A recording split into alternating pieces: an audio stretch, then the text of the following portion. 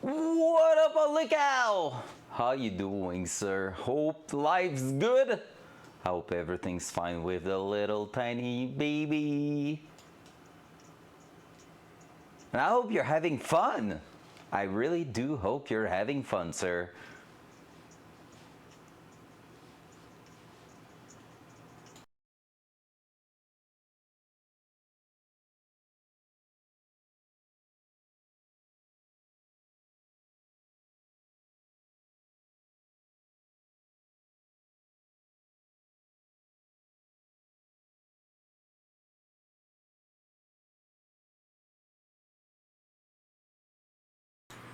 High pitch mega scream. Are we talking about flow right now? Oh no, the baby, yeah. Same but different, but still the same. All right, let's start right into it. There we go. High pitch scream.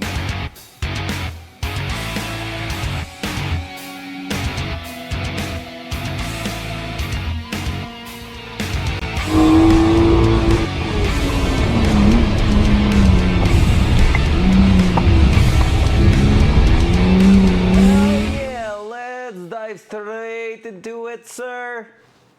Maybe I'll record it for custom sounds. Oh my god, that's actually such a good idea. I love it. You're gonna be competing against flow. I love that. All right, guys, welcome in. Well, for you now, I think it's only you, only cow. Only you, only cow. Oh. All right, sorry for that one.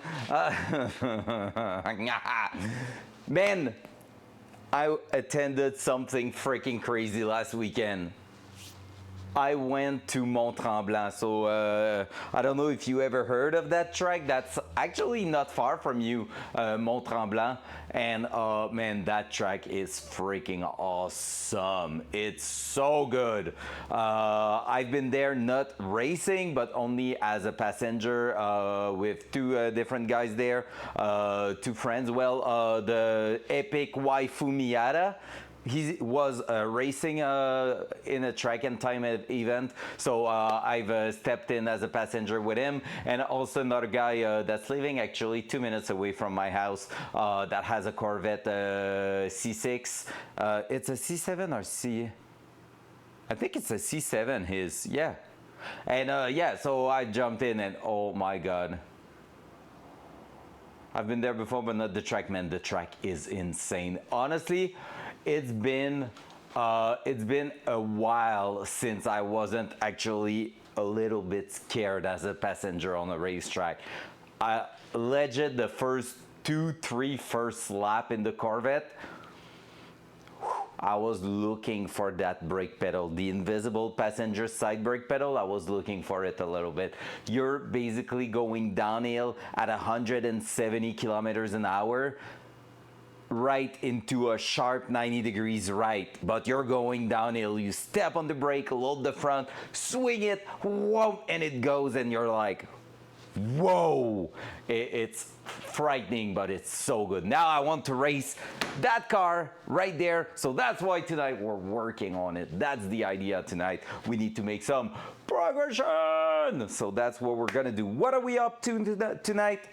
We're gonna go ahead, play with the hubs, play with the spacers. I've done that. I've pushed my studs in there. The only thing was, if you remember correctly, guys, last time we worked on it, we got to a point where those studs on the hub were not long enough, so we could put the wheel back in place. So now we transfer the good studs on the spacer, so that way the one we're gonna be taking in and out quite often, which is the wheel, we're gonna use the good one. And I ordered some Infinity studs that are the perfect size, perfect length for the original hub here. Well, original, the Technotoy hub, which will allow us to run that. Plus, I ordered some brand new nuts also, just to fit with all the assembly here. Normally, everything is plug and play from now on. We need to finish that side, reassemble that. We're gonna be able to test some stuff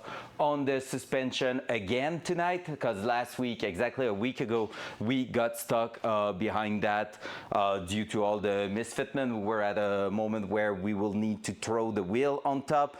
With the small spacers it was working, with the bigger one it wasn't, so now we fixed everything and we're gonna be able to do it. Once it's done on this side, depending on what time it is tonight, we're gonna attack the exact same thing on this side now. So passenger side is only going to be a copy paste setup, so we're doing everything on one side and we bring it here. Orange, welcome in, sir.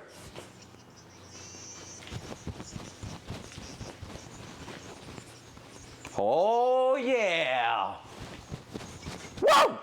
Let's go! The kind of hype I love. How you doing, sir? How was your day? Hell yeah. Let's bring that up. A friend of mine visited last evening, and I took the Datsun lower on the stand so he could sit in it and all that. He's almost as tall as you, only cow. A little bit shorter, I would say, because it was actually fitting in the Datsun. I think you would be, well, yeah, you did sit in it, so you were fitting too, actually. That's gonna be perfect. Boop. Boom, why did that stop? Hell yeah, all right. We have music, yes. We have volume, yes. Everything's good. We're ready to start working. So, first step first tonight, I'm gonna bring the cam on that side here, because we're gonna be working right here, putting some studs in the hub. So let's do that. Dual side. First shot, and oh, what was that glitch in the cam? I brought some new sounds in here, and I thought about reconnecting all the voice stuff, which like usually I'm always forgetting, and there it is. There it is, working well. So, just to explain a little bit more in detail, we had those nuts at first. I did cut them, was about to put them in, but look at this. Without even forcing, it's going in. So those ones are Imperial studs, and they are just a tiny bit too small to fit properly in there. So I will not run that whatsoever in that car. So what we're gonna do now is actually go ahead and insert studs in there, trying not to damage the finish too much, just like that. And what we're gonna do here is install these new one right in place. So we're gonna bring 4 of them. Camera is, oh shit, just saw that. Let's see if it was just a matter of this connection, or maybe that one here too. Oh no, it disconnected. You heard it, so it was the connection right here.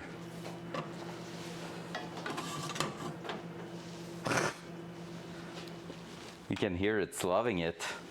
Camera gone! Emergency!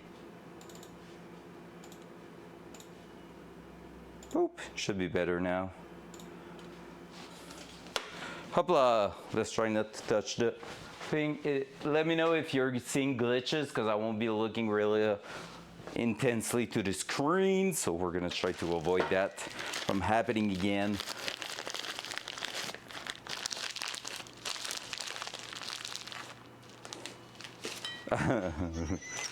Oh my god, that one on Lookout was a good example.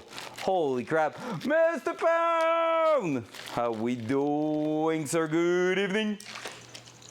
Good evening. So yeah, let's start working on that. So we have 4 studs right here. Let's install these in place. Shouldn't be too hard, honestly. We should be able to move quite fast through that. I'm always saying that, and you know how it is in the end. But yeah, what we're gonna try to do this time is to go the opposite way, like that. Put that there, and oh, actually, maybe, yeah, maybe I should be putting that the other way around, just to make it easier for us. Boop. So that way we can easily push that. And we're gonna use this. We're gonna use, where's me impact? Oh, I did use it, right, for changing the tires on my new Mazda, my new CX-5. How was your day, Mr. Pound? Any exciting stuff to let us know about? Any cool thing that happened to you, sir? On my side, I've been working. That's pretty much it. Been working, but it was pretty fun. Actually, I have a few things, but things I cannot really talk about on stream, I think. Well, I mean, not like anyone from my job was listening, right? So basically what happened today is that I've been to an interview for a job, but like not with Sony. And I was just going there to actually plug Flo, so maybe she could get a new job. So I went there knowing that I will most likely not take that job and just say, yeah, but you know what? I know a girl. She's freaking amazing. You should take her. And so far it went pretty well. Got his truck back on the road, had the sensor. We did the other day program and it fixed the problem of not starting he had. But now he has a mass airflow. Oh my God, he has so many issues on it. I hope you don't have, oh my God, that's loud. I hope you don't have that many issues on your side, Orange, with your, it's a Yukon you have, if I recall correctly. So many models with those engines, I forget about them. Loud noise. Suburban.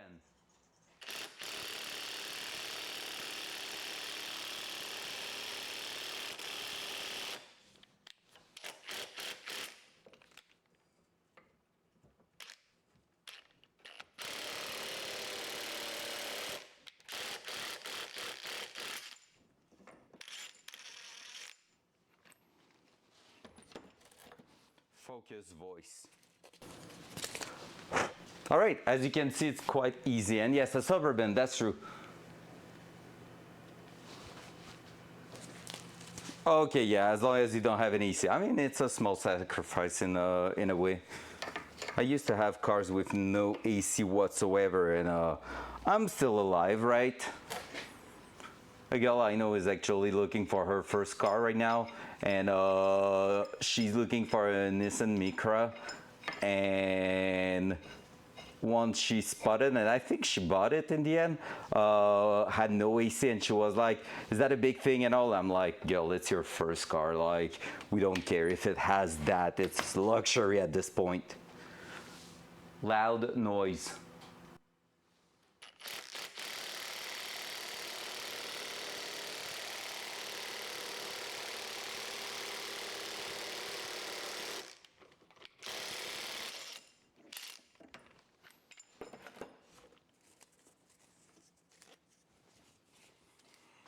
Focus voice. All right, we're back here. Just a big text from Mr. Pound. Been waiting for IT to move my work PC from my old office to my new office for a week, so I did it myself today. Get fuck IT. Oh my God, that sucks though. You're just there waiting for them and they're not doing shit, and you're like, all right, I'm gonna do it and take care of myself. Thanks, guys. Those bitches. That's crazy. Oh my God, at Tremblant, only car, you know what I saw? Yeah, they will complain you did it and you're gonna be too fast for you. It sucks to sucks, boys. Yeah, just be toxic with them. Sorry, let me close all that. Do I have a picture? I do. It's a bit zoomed out. Only cow, I'm gonna DM you on Messenger, okay? Because yeah, me and Only Cow are like true friends now, because we are friends on Facebook, just saying. That's crazy. You're gonna be jealous. Look what was at Tremblant. Because I just talked about the Micra, and I know you're gonna love it. Look at that red line at the bottom. You're gonna get it. It's a Nissan Micra Nismo. It's a real one. It was looking awesome. I can't really. Yep, there was one right there. Let me try to show it. Front cam. as a real boomer. I'm gonna show it there, but it's this, guys. Look at that little nugget. But with the red line at the bottom and everything, it was a real Nismo Micra, so those are pretty badass. Dropped and everything, and it was smashing through the track. So cool. Yeah, I know you want one since forever, so there we go. I saw one and I thought of you immediately, but wasn't bright enough to message you right away. Lol. What's up, dudes? How you doing, sir? Big love, man. How we doing tonight? I hope you're having a wonderful day so far, because you, sir, deserve it. All right, let me try to do that so we can do this. Up. All right, let's install 2 more studs and we're gonna be in business.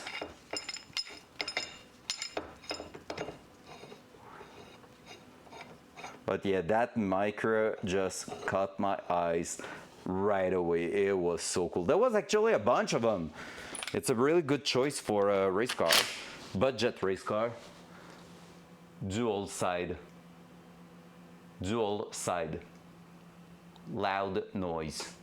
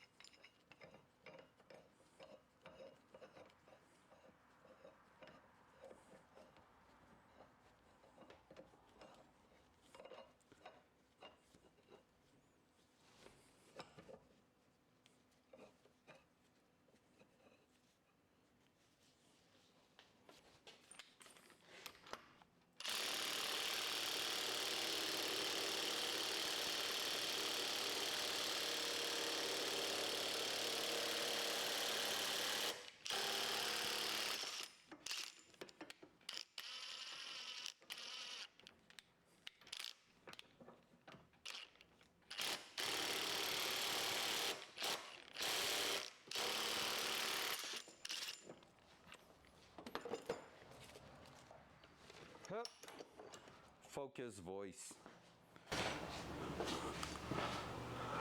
All right, there we go. Side skirts and rear bumper is interchangeable. If he allows the front, I'll take those panels.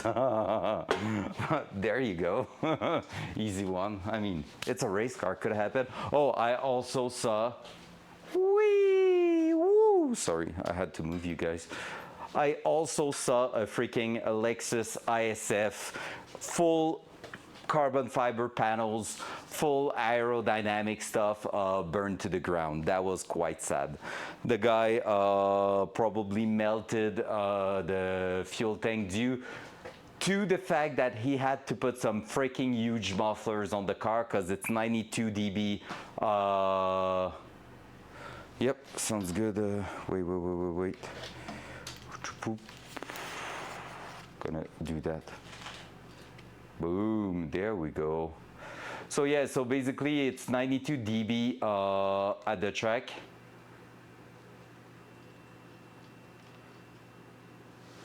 And basically he added some big mufflers to his car, and the muffler were probably too close and too restrictive for the car. Like it's almost 1,000 HP build in that car, and he probably got too much heat around the fuel tank area, melted the fuel tank, and the car burned to the ground. It was quite bad to see, but it's sadly part of the game. Fire is probably my biggest fear for the car. Crashes is a thing because it's a like human mistake, but that's something different there. All right, there we go. So we have our little assembly here. Let's do a test now. That was pretty fast. Hopefully tonight will be a good night where we have no issues whatsoever.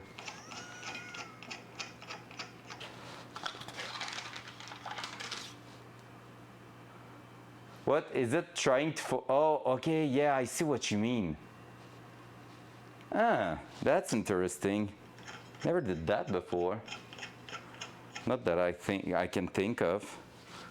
19 mil, let's bring that.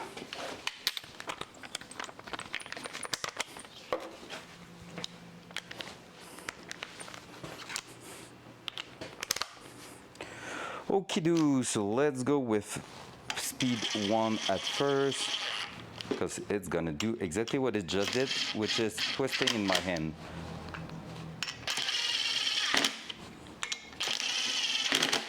All right, now we want to put some force. Loud noise.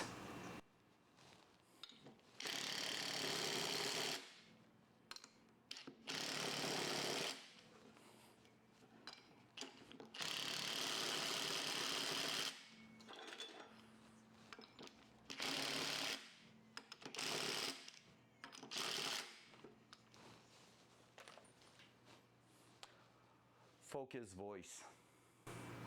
Guys! So here we go. That will be our assembly. So torque like that, it's about 90 foot-pounds per bolts with that impact. We're gonna double check them on the car. As you can see, they are sticking out a little bit here, but I tested them on the wheel and apparently, well, there's a little like hole behind the wheels. Actually, let me show you what I'm talking about. Let me bring the wheel here so we can actually have a look together. That's super duper important. Otherwise we have to shave them down, which I don't want to because it's gonna be time consuming. But basically, oh, I'm doing this. What? Shut the fuck up. All right, sorry for that. All right. So what's cool is that these here are about around 5 mil, maybe just a touch under 5 mil deep, and that should be enough to clear this. So if we put that there and there, boom, that's sitting flush. See? So with that said, we have a good setup that won't be able to move whatsoever. So it's really flush connecting to the surface, so we're good right there. So you can see from the inside what it looks like. So let me remove that and this, and we're gonna keep going from there. Boop, where are you going, wheel? You're staying there, nice. All right, so from that, what does that mean? That means we can now go ahead and reinstall our brake.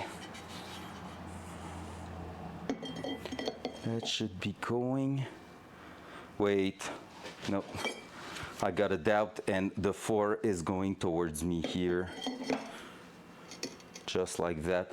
Let me double check the passenger side, but the hat is going, yep, towards the outside of the car, which is down there. So there we go. So we're gonna be reinstalling. Look at this, okay? Again, look at that. How big they are. Can stick my fingers in there. That's what she said. Awkward.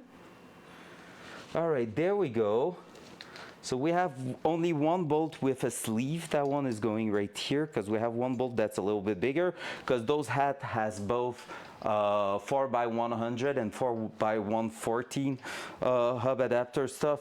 Even I don't think it, oh yeah, it matters because it is exactly what it is to be at the perfect center in between two bolts, like two studs from the car. There we go.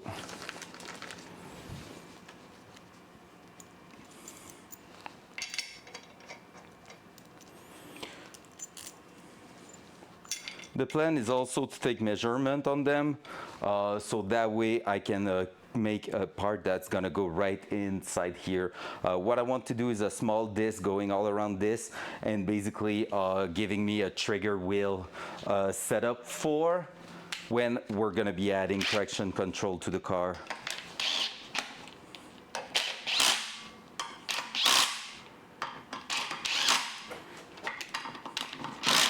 All right, time to torque. And torque will be click in my head, okay? Loud noise.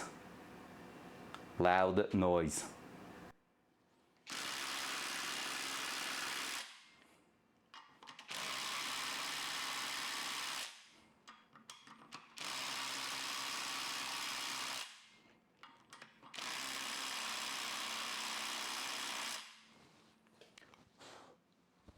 Focus voice. Bam! All torque down. Honestly, at this point, I'm not scared at all. You know how it is, for those who knows. Brake parts are actually quite easy to bolt and everything. Like, it's not something that requires tons of force, but like just a good, nice squish in place. Actually, you know what? We're gonna even test it by hand just to double check that it seems good, but it was maximum of that impact there. Yep. Yep, pretty. That's tight. Yep, absolutely no play on it, so we're Gucci right there. Want to see inside the wheel what it gives us there. Let me do this, that, bring that here. So all our hub assembly here is going to look like that.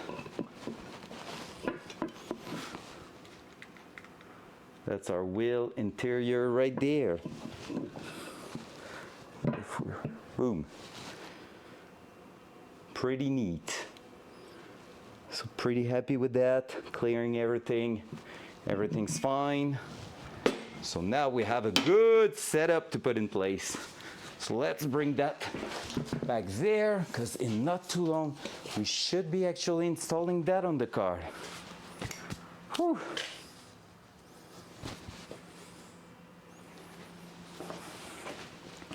So from there, what we're gonna do, sorry for that, I twisted you quite a lot. We're gonna remove that, because that was to protect from any schmutz to get in there. Hopla. And then just making sure that everything looks fine. Yep. Here we're on the seal, good. Same at the front here, but that one is emptied because we have everything there. So we're gonna go ahead and do that. Get that in place here. What we're gonna do is go back with the cam on the car. Front cam. There we go.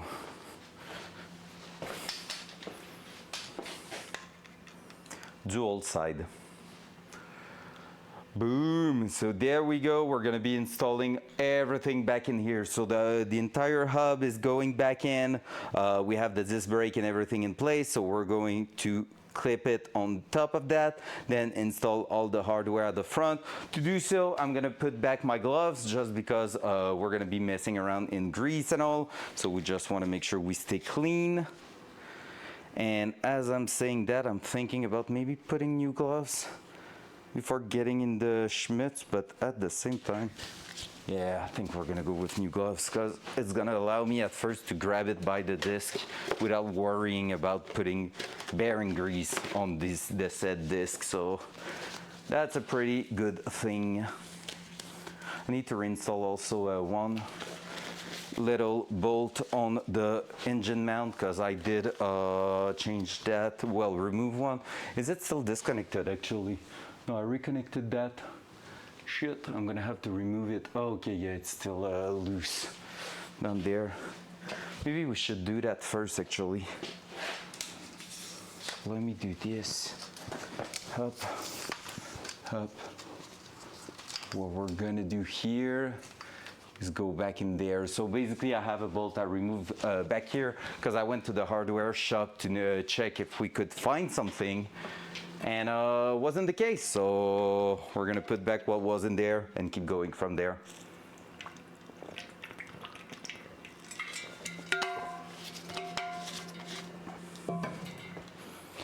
Whew. Okay, let me go grab the said bolt. You might hear me cut, but it's all good.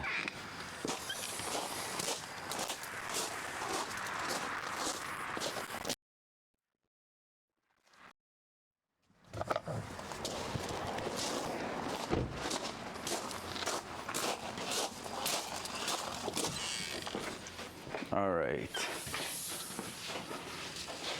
Something like this to get a brake sensor and clean them or replace them. Yeah.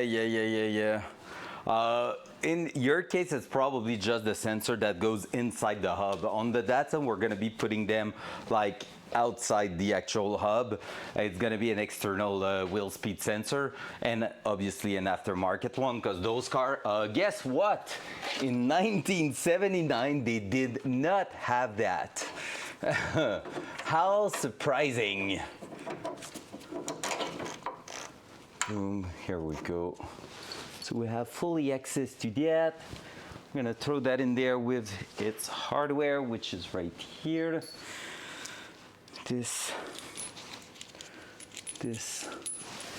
Hopefully the engine didn't move because I started it yesterday, but it seems like a nope. Started it to show my friend, because last time he saw the car was still with no exhaust, no interior, no nothing. So he was quite pleased with how the car is close to being ready to move. That one here, was it 14, those ones? I can't remember. I think it was 15, right? Yep, 15. Dual 15 right there is required. So please give me two 15 mil wrench. That's 16, not exactly what I want. What I really want. Oh, where did I put those? Oh, right on the ground here. How brilliant. It was 5/8 and 16 mil, I think. Was it? Yep. Alrighty, let's go grab the small chair. Yeah, usually orange, what happens is that they get rusty and all, and they just lose the signal because of that. It sucks, but it's part of the game. They are some sort of a consumable at some point, which isn't a great thing, but hey, there's worse than that, I guess. That one I could actually go ahead and put a 16 mil. Oh, I did that. Oh, I'm brilliant. Sometimes.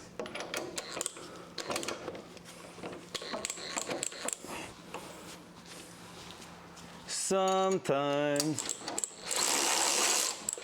Oi.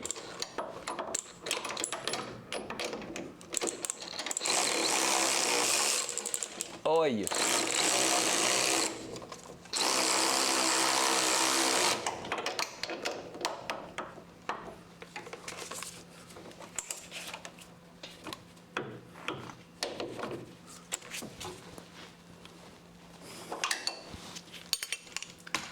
There we go, engine mount secured again.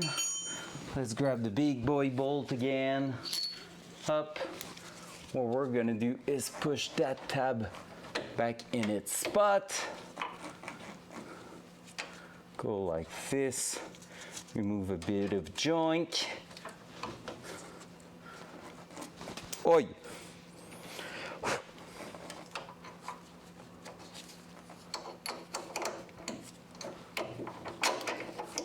Like so. Push that on the other side, like so.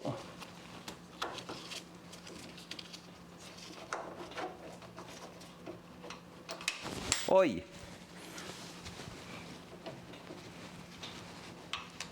Don't let a washer win in life. Be better. be stronger. There we go. Up, 22 mil. Got both here. Let me go grab the nut. Here we go. Oh, whew. I ain't 20 years old anymore. It's a rough move, that. Welcome anybody joining, by the way. Hope you're doing great. Here we are doing fantastic, working on an epic little car.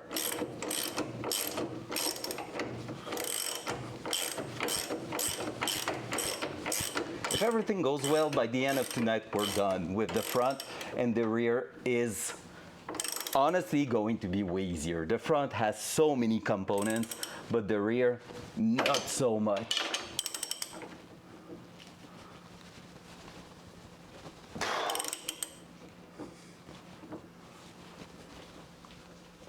Oh, there we go.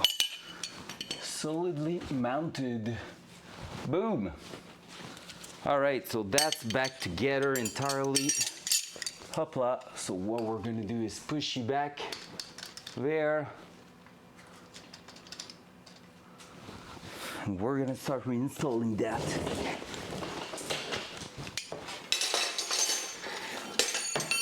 Ow. That was my leg. All right.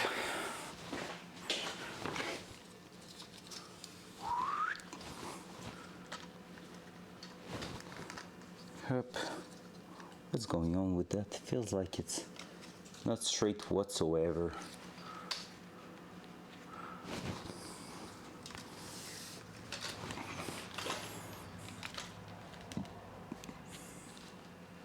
All right, we're good right there. Boom. Let's reinstall the full hub. So, we're grabbing that, we're bringing that in. So here we have this bearing, the rear bearing, the seal, everything, the bearing's going in the center there. The seal is going around that black ring there. So let's just put that. What up, Huck? How we doing today? Hope your day has been amazing. So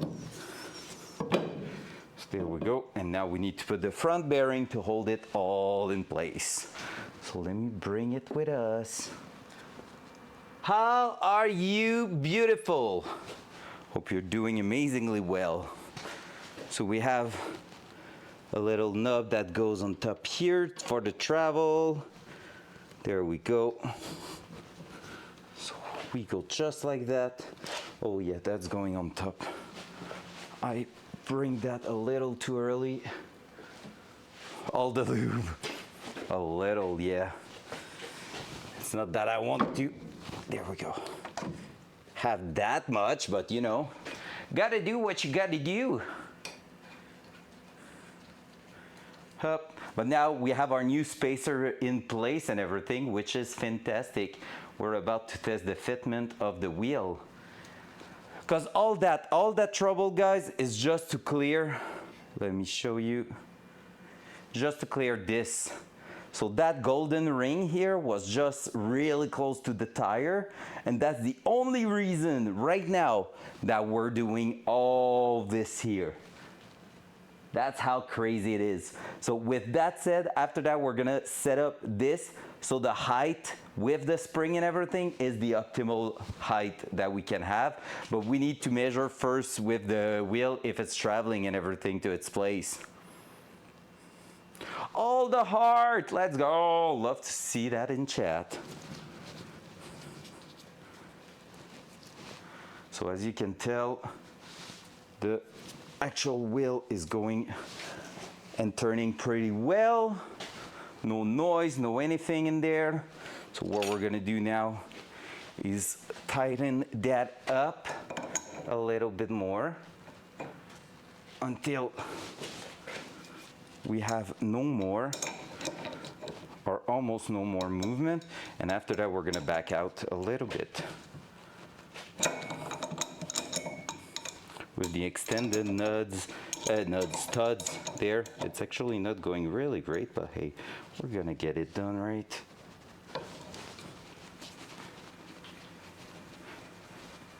That's pretty good. No play whatsoever. So from there, we should be good. You don't want to over tight those, otherwise you're gonna get some resistance and you can burn through them. We already destroyed one set of bearings. Let's try not to make it happen too often. Holes is lining up. Let's try to send that right in there and call it done. If that is willing to go. Oh my God, Hawk, you know what? What do you mean no 2x? 2x what? And Hawk, you know what? Only Kyle might redeem a custom sound that's gonna be a scream from his daughter to compete with Flo. 2 times bearing? Oh yeah, no, please. I don't mind them that much. I just want to run the car a little bit before that. If everything goes well, our next thing we're fixing on the car is actually a broken axle. That could be a thing. That could be a real big thing.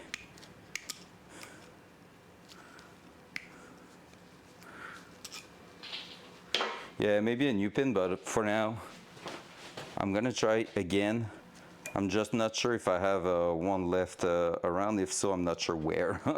So that's why I'm trying to reuse that one, which was brand new, by the way, so doesn't really matter. You just need to go in. That's first. And we were about to get it there, actually. There we go. Hup.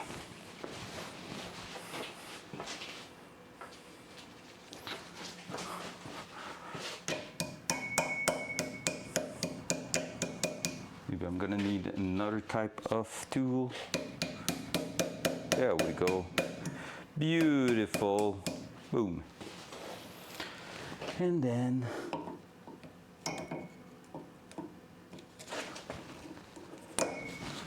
I'm team bend it towards there. Up, and bend it towards the other side. So that way it's really tough to remove, which makes them the strongest in there.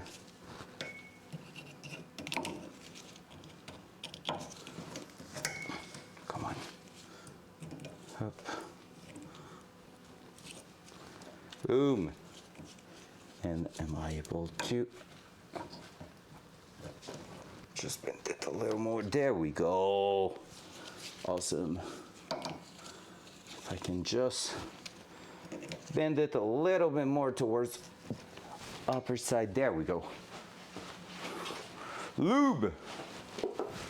Always put some lube. Awesome. And with that being said, last test.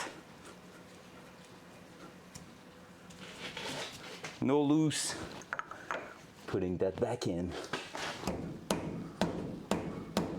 Oh yeah, that one was tough to push in. I need that rubber hammer for some rubbering action. How was your day, Hawk? How was your day? Is it done? Are you still working right now? Oh. All right, the O-ring isn't really happy there. We're gonna double check it. Is it that it's pushed too far? Maybe. Shouldn't be though.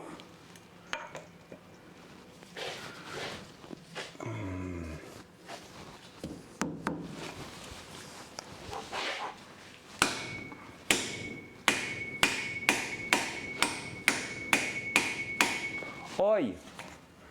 Used to go really easily in place. Well, maybe not that one. I know one of the two were not was not super happy.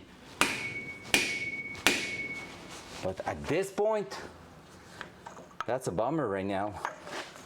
Or okay, wait. Let's try something else. Maybe that O-ring is going at the bottom there first. Just gonna try not to put a bunch of schmutz in it, just so my gloves were a little bit disgusting. I'm gonna try to keep the environment clean in there.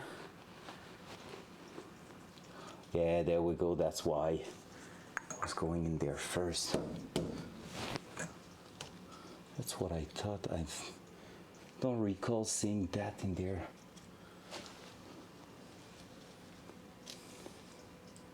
Boom. That was what nailed it. At least I catch it back. Just want to remove the schmutz. Up. Aha! Whee! Win! Strawberry white chocolate loaf. Oh my God! Can I have some? Can you send me some, please? Please! All right, guys, we have a first win tonight. We have the front hub reinstalled on this side. That's a win. It's working great. No loose. Ow. So here, I feel a small loose actually, but okay, it's the direction there, which I'm aware of. So technically speaking, we can drop that back in place. Up. We can double check that everything still fits.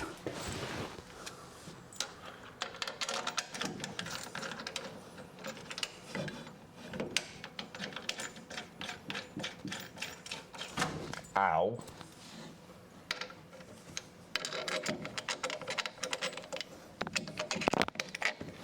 Oi.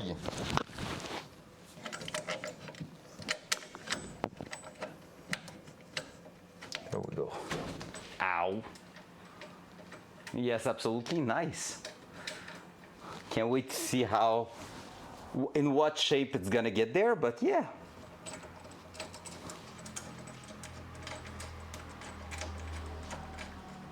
All right, we don't have to put it all the way back in like and tight because we're gonna be removing it no matter what, but there we go.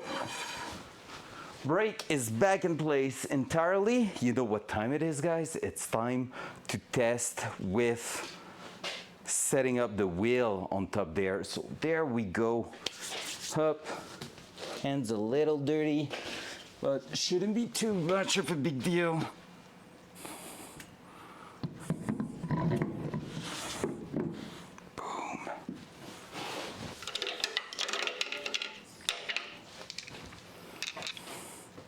We can go with just 2 lug nuts for that one because we're going to be removing all that in not too long. Let me grab the 17 mil. I almost died. Almost tripped over into something. 17 mil here with a big extension not to scratch our wheel. Welcome everybody who joined. I hope you're having a wonderful evening so far. Do not hesitate to say hello. It will be a pleasure to answer you.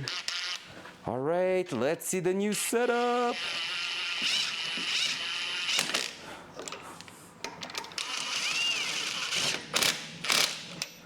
Beautiful, plenty of thread. Loud noise.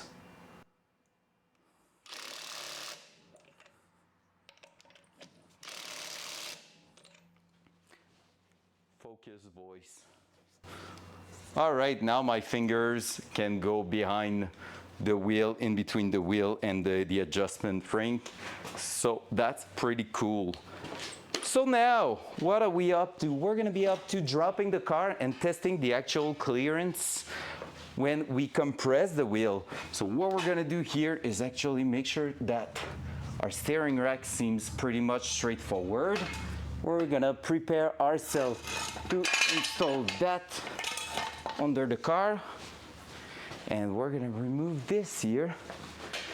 So I think the best view is gonna be something like this because we're gonna be dropping the car. Let's remove the chair. Hopla. So from there,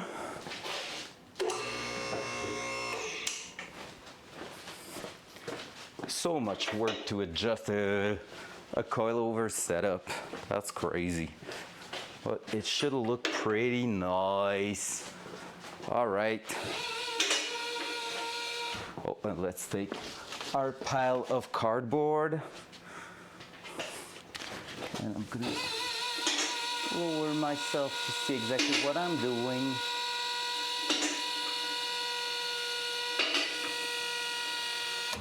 Awesome. From there, I'm gonna go ahead, try to place that right here in between those two, and push that through here. Just trying to protect a little bit the finish. All right, and now we're gonna see. So that should be what it looks like. That new spacers makes it look wild. And now what we want to see is how far we can go before hitting, well, anything. So right now we're not hitting a damn thing. And if everything goes well, we're going to be able to move it left and right too, by the way.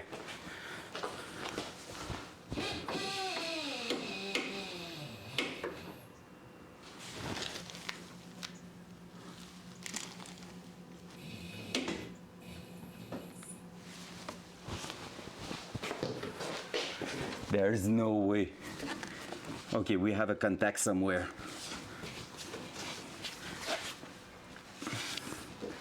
Which isn't that? Where is the question?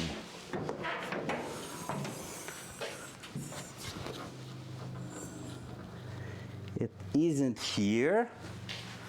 Huh.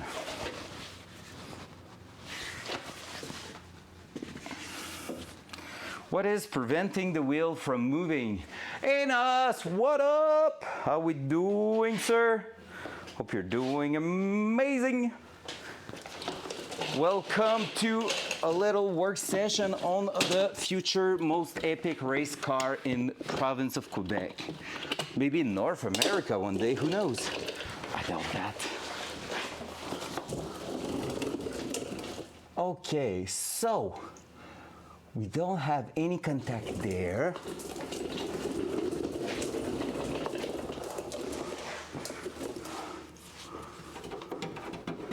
Oh, it's body panel right here, actually, I think. Okay. Interesting that.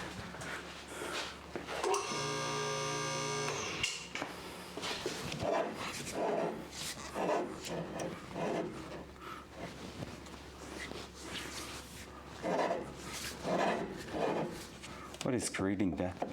Oh, I think it's just my caliper not being fully tight. Maybe I should have. Yep, let's raise it up. That's interesting, that.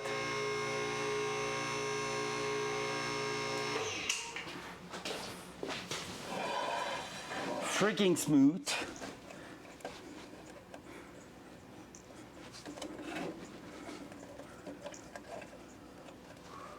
Let's try to just make sure we have what it takes here. So should be a 13 mil or so, maybe 14. Let me double check that. Yeah, it's 14. Just gonna try to make the caliper tight just so we don't have to think about it later. And by later, I just mean, what is that?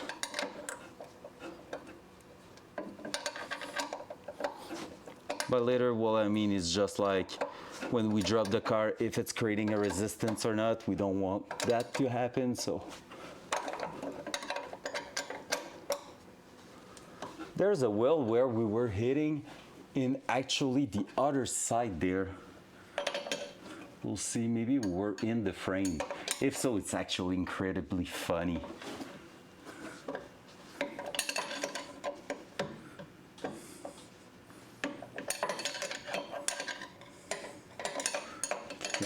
wind it back.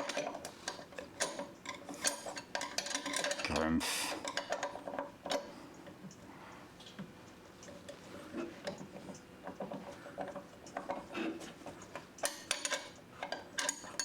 All right, come on, sir.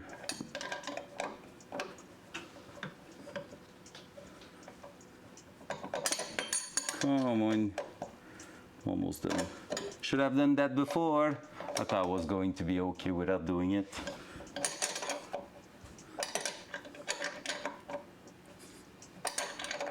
We're almost done. There we go. That way we're sure. So let's go there and let's try to see where we get a contact now. So somewhere here, we're still good right now.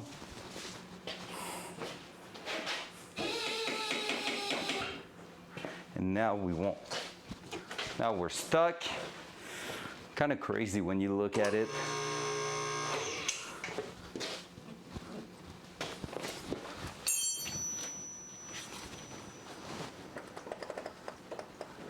That's still spinning here.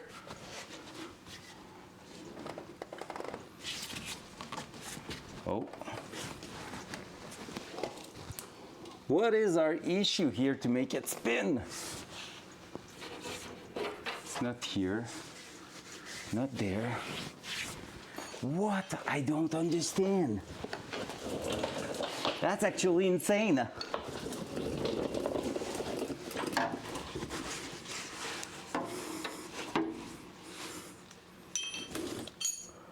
Oh. Oh. Oh ho ho. That's an actual issue.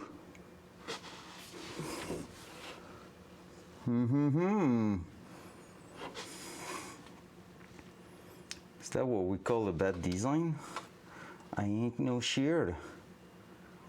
All right, so right now you're asking yourself, what is he talking about, right? Well, okay, let me show you. Oh, we're going into some troubleshooting now, guys. Ah! Front cam. Whoop, whoop. Let me drop you all the way down for that one.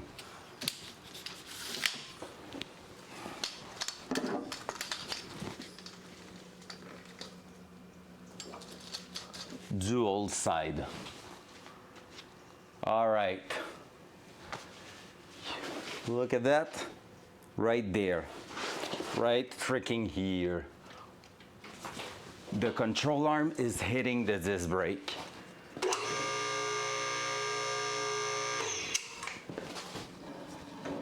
We're good. And when we get angle on the wheel,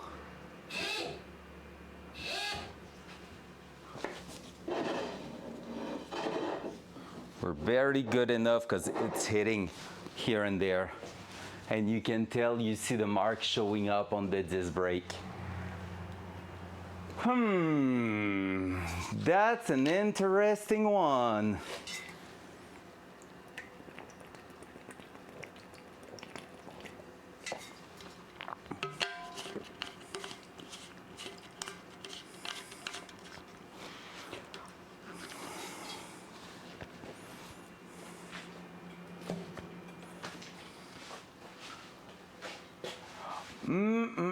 How to fix that and with weight the car will not pivot away? Well, technically we added the weight right now. So basically my control arm is on the jack stand that you can see on the bottom left.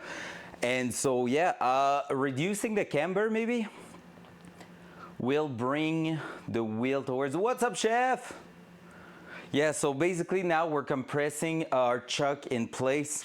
So chef, we're basically exactly at the same place as last week, sir. So welcome in. And we just finished assembling our new spacer and everything. It was quite a wild run, having to swap every single studs and everything. But yeah, so right now we're compressing everything and we have a hit there. What we're gonna try to do is raise it again and reduce the amount of camber on the arm.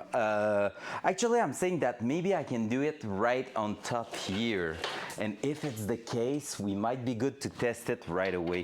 So let me try to do that, because if it's that, we can just test the camber at the top, but we're gonna be like doing the final adjustment at the bottom later on. But for now, we just want to have a quick answer. So let me do that. Let me do this. Let me hope it was the right end. Yes, it is.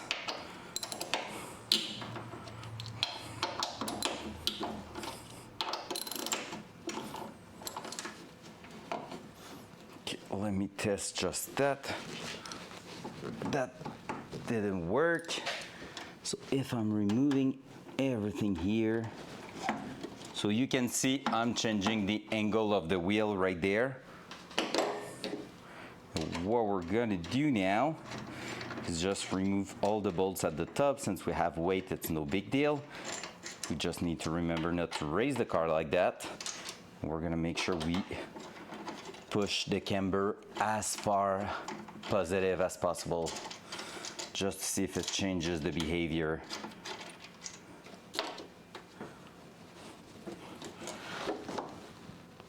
Here we go.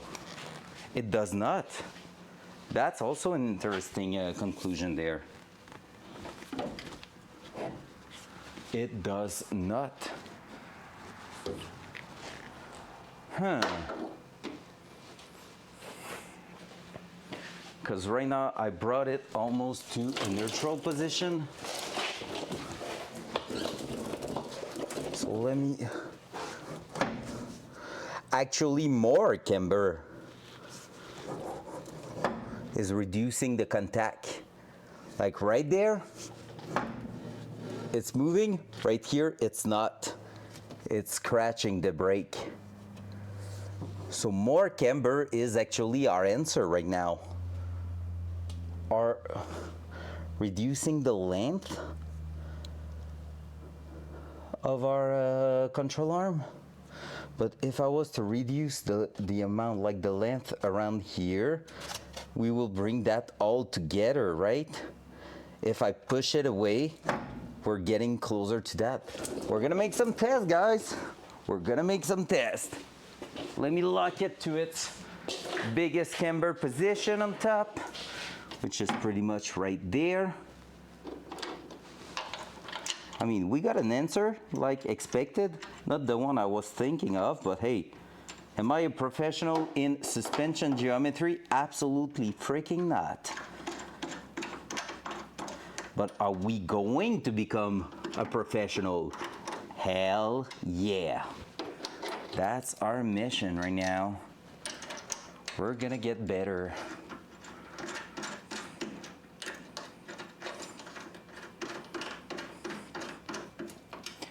Better, stronger, just the freaking best in our field, baby. Up.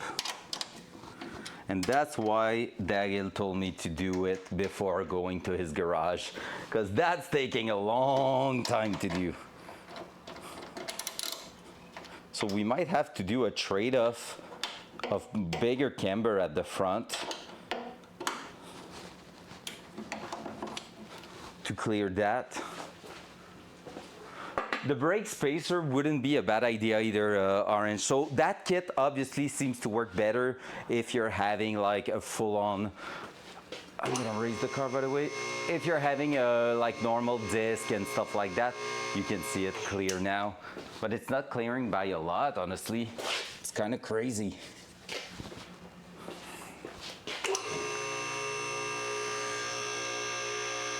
Whoop. Front cam. Oh, actually, we might be able to see it from there. Yep. So what I'm gonna do now is maybe try to extend that arm right here, so that way we push it further like to the outside, therefore increasing the camber even more. I feel like I had already a solid amount of camber, so that's kind of scaring me off a little bit, but hey, you know what? YOLO, like they say. We're gonna also take the time to measure. We're not bolted, no, we're good. Awesome. So I'm gonna take the time to measure the full extension length there. So let me just do that. I'm gonna bring that back here. Our little paper with my pencil. Do that with wheel on. We're gonna go ahead and measure from the same spot here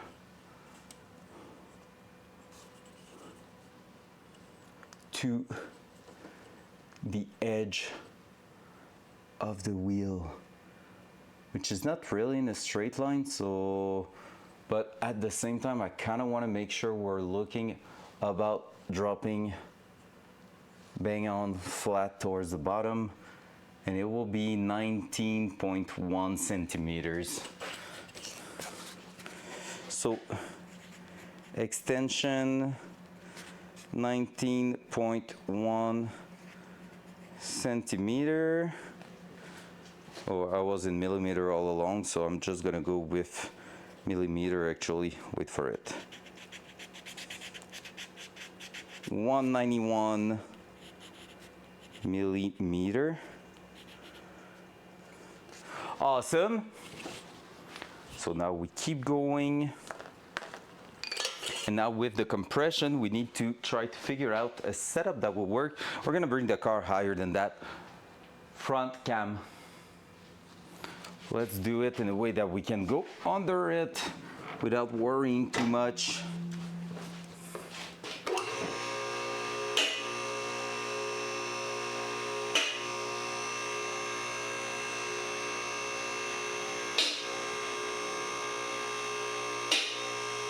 Because the idea is simple. It's always like in those type of things, it's always a trade-off. What is doing what? Spacing out the disc brake means I need to space out the same amount on the caliper. It's not too much of a big deal, but it's kind of an awkward thing to do. Because you're braking with that, you don't want to bring it too far from the actual sides. Hey, what's up in the sky? I am doing freaking amazing, sir. I love the fact she's speaking in French in such bad English. Feels like me. How you doing, my man? Dual side. So let's do that. Let's try to extend that. So that's crazy because that's something I can see we are close here, but never ever would I've been believing that that will mean we get that close once the car is on the weight. So the amount of distance for me, this brake and this is pretty much moving together, but that joint in there, the ball joint, is actually doing a different thing there. It's basically bringing that scenario to a different result, which is kind of weird, but kind of makes sense too. So let's do it. What do I need for that one? I need 2 wrenches, if I'm not wrong. Maybe that big one. That I had the wrench for this. I let it there. And then we're gonna bring another one just in case, because I think I need to. Put front brakes on the car, let's go! Oh, how did it go? Did you have difficulties pushing back the piston? Did you have anything special happening, or everything went straightforward? I'm hoping it was straightforward, sir, because it's always better when everything goes as planned. We're already starting to scratch our beautiful component there. So sad. It makes me sad. That one I think was towards me. Yep. Let's do an extended version of that one. That one here. Up. I think was towards there. Oh, there we go.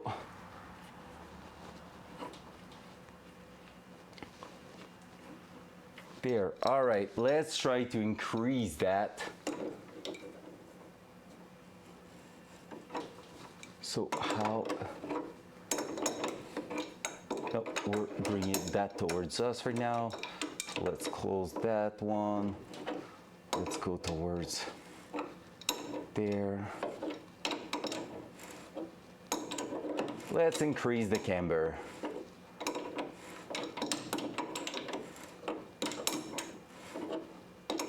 We're gonna go a little nuts, trying to increase it in a way that we go to the extreme a little bit, just like that. And then we're gonna readjust that.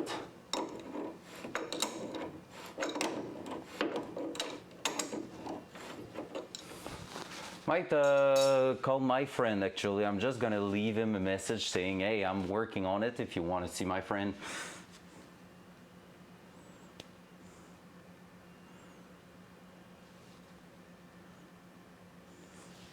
Sheesh.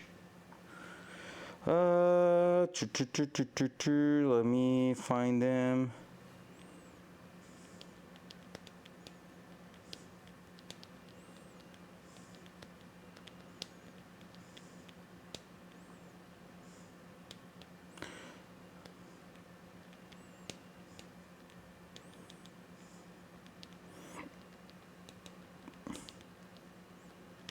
All right, just told my friends I was live. Went super easy this time on like back brakes. Let's go. Back brakes, were they drums or were they disc brake too? I'm hoping for you was also some disc brake. All right, guys, let's try to bring it back down on that. So it's gonna be a lot of back and forth tonight, I feel like, just because it's part of the game, I guess. So what we're gonna do now is bring that back down and see if we can compress it even more with that adjustment. If so, that's cool, because we can probably, not really remove anything there. Because the only other thing I could think of is actually spacing out that with a shim so that it brings the entire assembly here lower in the wheel, which could be a good idea because we can always like move our pivot point here on the subframe. So that one right here, we can always compensate with that if needed. We have like two position down if it's really going to like too intense in a way. But yeah, that's a hard call right now. Like I'm not sure exactly what I should be doing with that, but like a big spacer here, I saw they do exist, and maybe that's what I need for the big brake. But obviously it's not included in the kit, and I haven't seen them up for sale in the shop because I look for them. Just knowing they exist makes me wonder why I'm not buying them, you know? Even if I don't need them, that could be a nice to have for the exact same reason we have right now, which is might be useful. I could definitely ask a few guys I know to actually machine me some spacer there. All right, let's unlock both sides. Let's bring it down. Oh, let's remove the cam. How about that? Actually, you know what? Poop. And whoop whoop. We're gonna go back here. I'm gonna try to let you see what's going on here.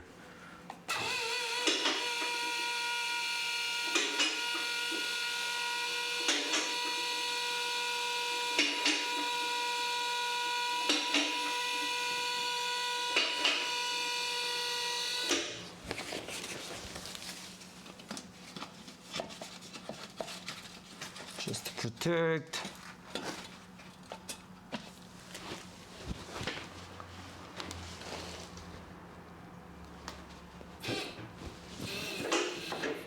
Okay, let me give you a bit more light down there. I think you could appreciate it, right? Come on. Oh, that was my charger going down on the workbench. Well, there's no battery in it. Let me push it back.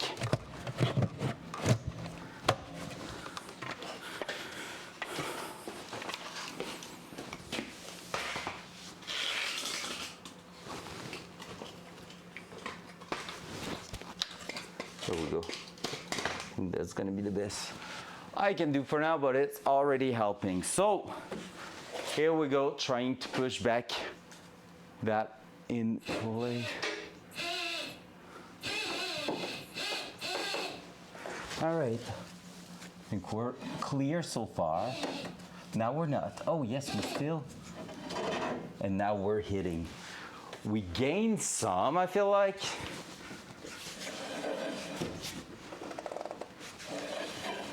And based on wheel angle, it does change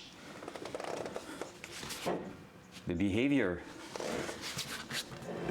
Now I'm hitting. That's a lot of steering angle when you look at it. Like now we're hitting, but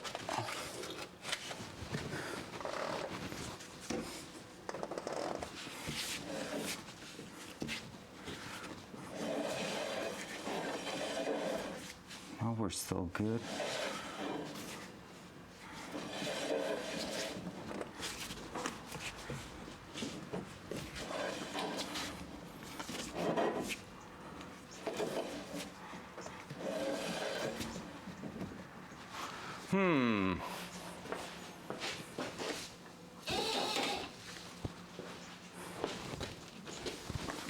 And now we're bang on it. If I'm spinning that, see, I can get some here.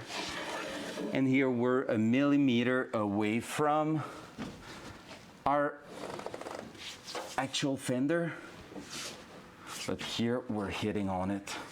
We're trying to extend it even more in this position and see how it goes. Because the camber is quite intense once compressed, but it's not too bad.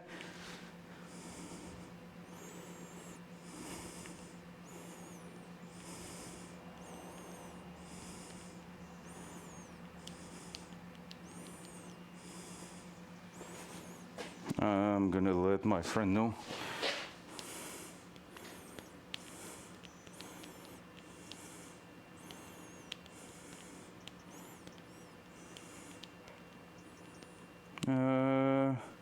Still having a fitment problem.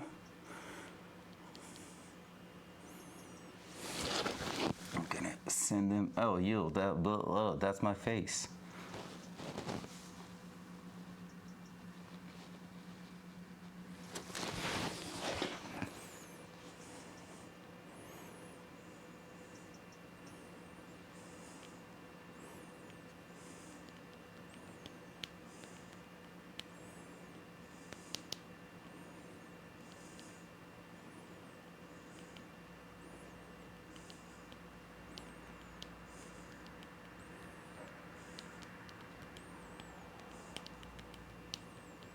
All right, told my friend, here we go.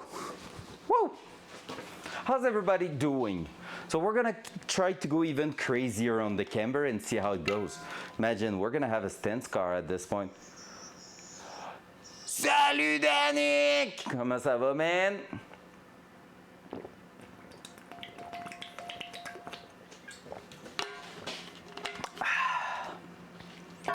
Whew.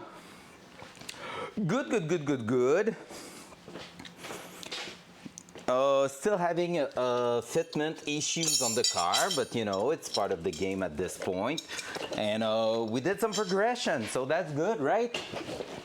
The car has a wheel back on it, so that's actually an improvement there. All right, ow. Here we go again. So what we're gonna try to do is go even crazier on that camber.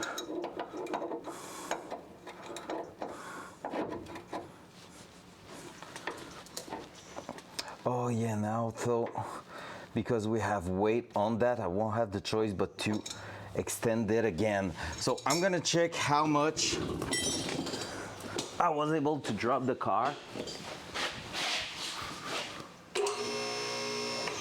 Okay, there we go. Okay, here it jams. So I'm gonna take a measurement there of how much clearance we have before it gets stuck. Well, at the second it gets stuck. 7 centimeters, bang on. I'm gonna take that note behind my actual paper. 70 millimeter. So 70 millimeter is what we have right now, bang on with that setup. Let me check if my friend's answer.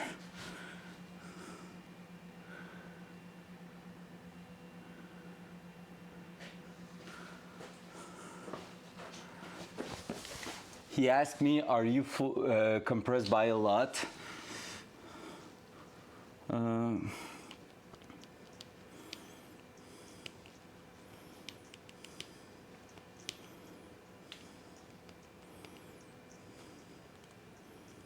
Okay, let me do the math.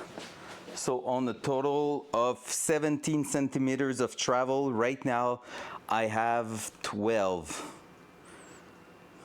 only used.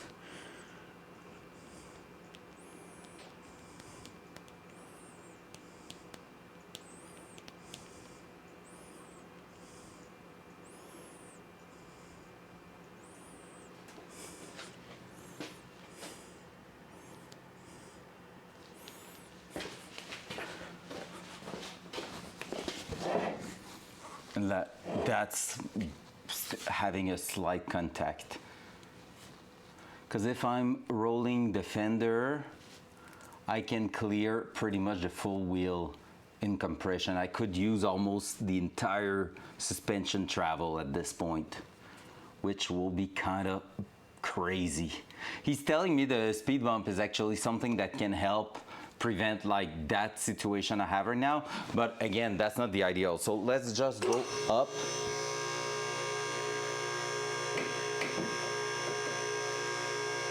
Right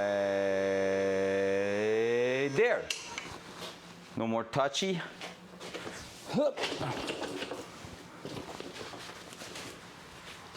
Because the travel should stay the same based on my measurement.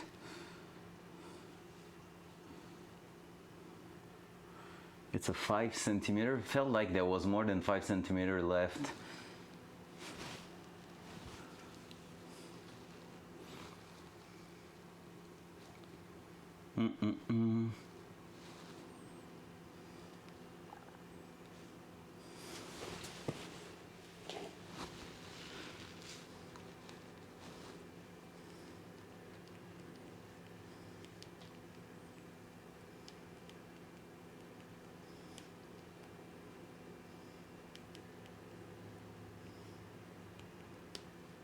My friend's telling me I'm almost at the 2/3, 1/3. Ben, techniquement, on a réassemblé le bearing, oui, mais c'est pas à cause de ça. C'est on a mis un nouveau spacer, tout avec des nouveaux studs. Puis là, je calcule, je fais les mathématiques derrière la suspension. So yeah, anyone joining right now, by the way, we're doing all the mathematics behind the suspension to make sure we're adjusting that to its optimal position. And that's something that when you're changing a lot of things, that's something you want to do actually. Doody doody doo!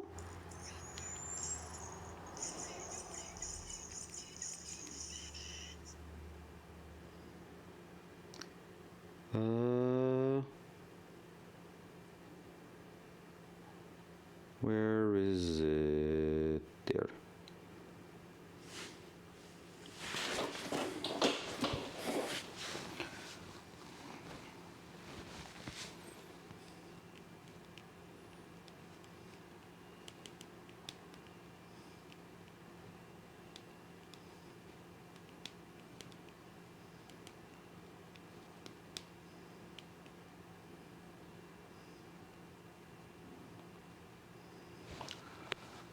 Up. My god, his girlfriend. All right, so basically I'm so full. Just ate 3 ramen noodle pork. Oh my god, yes. Maybe I'm gonna have noodles tomorrow evening. Flo's not there before the stream. Maybe I'm gonna go grab an epic ramen soup. I don't know yet. I'll think about it.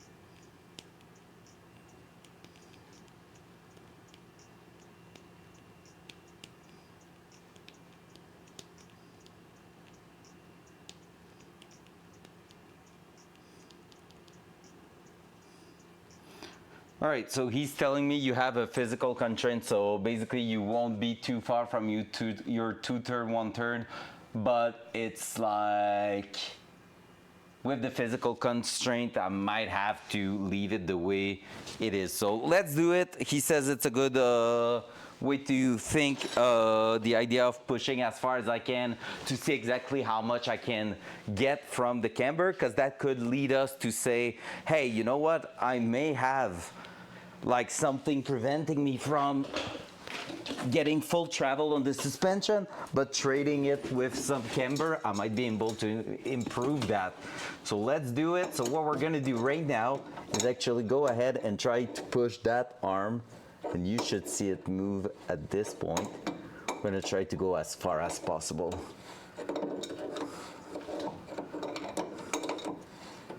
Until it's about to disconnect here, just for the sake of it.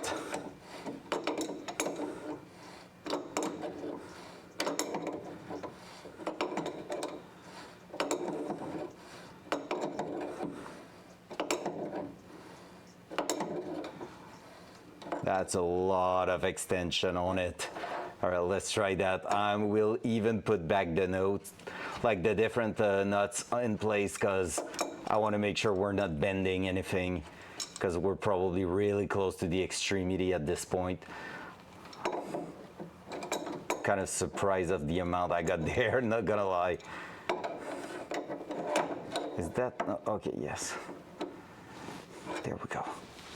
All right, full big extension there. Let's do it. Let's see how much we gain. So we were at 70 millimeter. Now let's go ahead. Coconut curry chicken. Oh my God. I had some Chinese chicken this evening. So basically soy sauce, oyster sauce, and what else? A bit of honey, sesame oil, all that slow cooked in a crock pot for like 4 hours. It was so good. Served with udon noodles and bok choy. It was great. So here we go. Whoa, I didn't like what I just saw there. Nope. All right, guys, gonna have to take care. So far we win, I think, but I just saw the Datsun scroll on the lift a little bit. It slided a little bit off. Let me check if I can just. Yeah, wait, I know why. It's really not straight anymore. That's the only problem with that lift. It's not staying straight.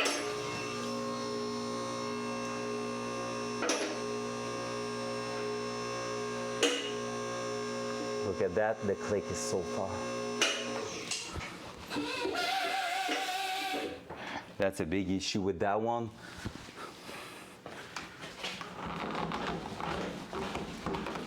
No, I won't be able by hand. Well, when it was empty, I was able to, but not there. But again, even there, it's not raising at the same pace. Okay, that was better. But that's the thing, holding the weight on one side versus the other, it's emptying faster on one side. So because that lift doesn't have like chains to regulate everything, it's something you need to take care of if you don't want to throw the car out of it. Because right now it really did slide quite a bunch. Like actually, we're gonna go, oh, I cannot go fully to the ground actually, because I don't have any spring on that side, huh? We might have to actually jack it from the center and try to just move it a little bit. All right, we got this. Boop. Might be doing that right after.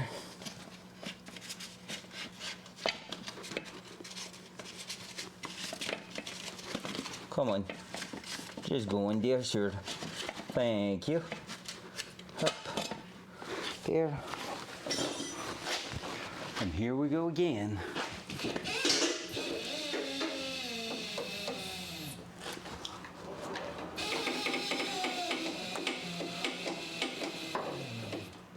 Okay, now it's barely moving.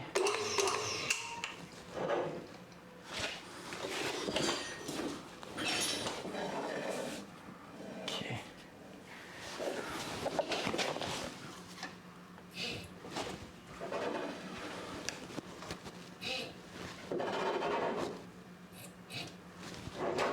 All right, here we're having issues there.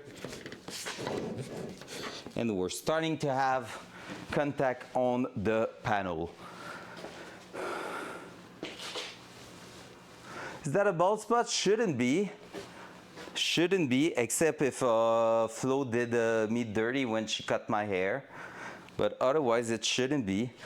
She just cut my hair early this week. Front cam. Should be good. Tell me if it's a bald spot, please. Let me go cry myself to bed if it is. Dual side. All right, so from there, oops, whoop, whoop. Let's go here. What we're gonna do is quite simple. We're gonna be measuring with our tape here, that one, and see how much we gained. So,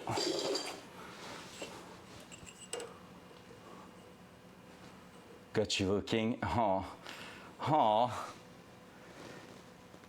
same, 70 millimeter, again, before, oh, wait, we're not contacting there.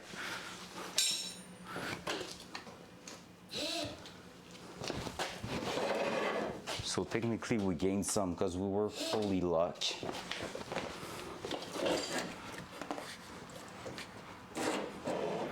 I'm moving a part of the body panel that I don't care about. There we go.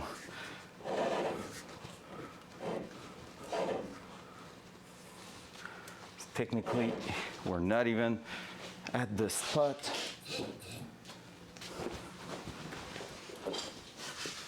I'm about to throw the car down the hoist. We're really gonna need to fix that. Okay, there we go. That's totally blocked. We gain a centimeter.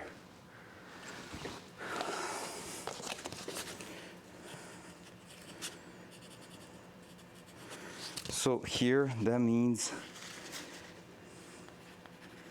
compression. There's a measurement of 60. Well, technically no, because I need to make sure I have what it takes to prevent that from happening. So here, that's a good one, because we have no contact. Here, I'm having a contact. Here, I'm fully locked. So let's raise it even more.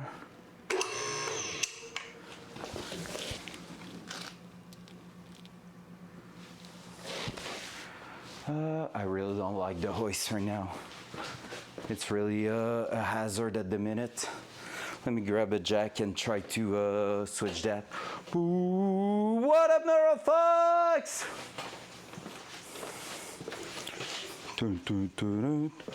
Max Verstappen. Max Verstappen. How we doing? What's up in your life? Yeah, that's an OSHA issue right now.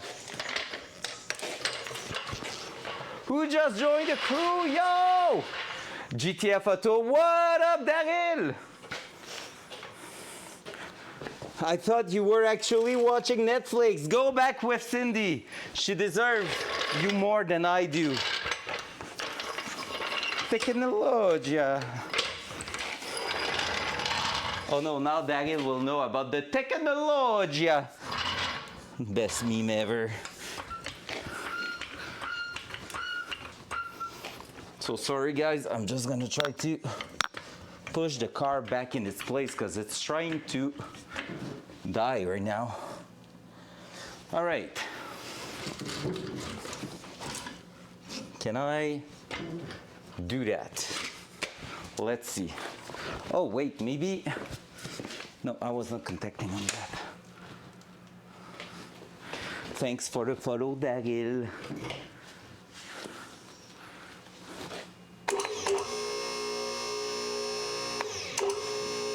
Am I going to be able to?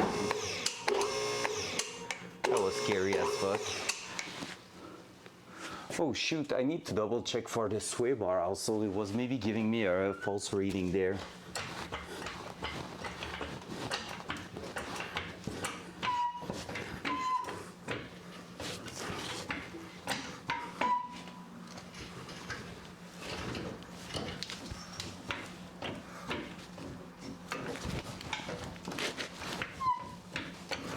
Okay, that's working, so that's cool. Let me just get it like that. Boom. Whew. The OSHA is good. OSHA will appreciate me taking care of my security like that, so stop it. Oh, cringe! I'm taking care of my parts by putting some cardboard also, because we're cool like that.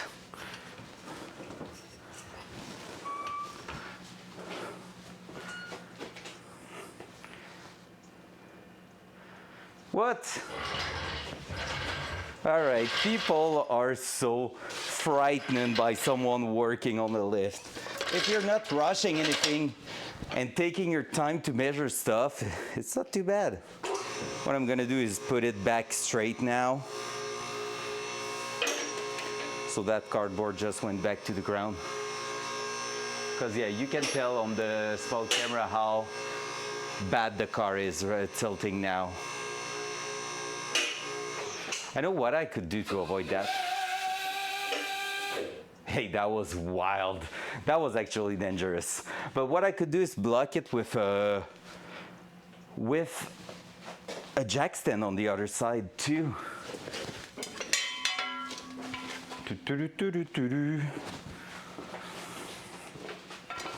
So what I can do is make sure that the bare minimum isn't going to be too far off. Just like that. Whew, that's a lot of work. But yeah, you can tell how much the pressure vary on one side to another.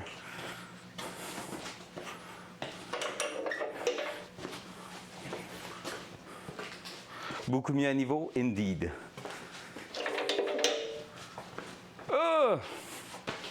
All right, did Daryl wrote to me on Messenger. So right there, we're chill. So we're gonna go back.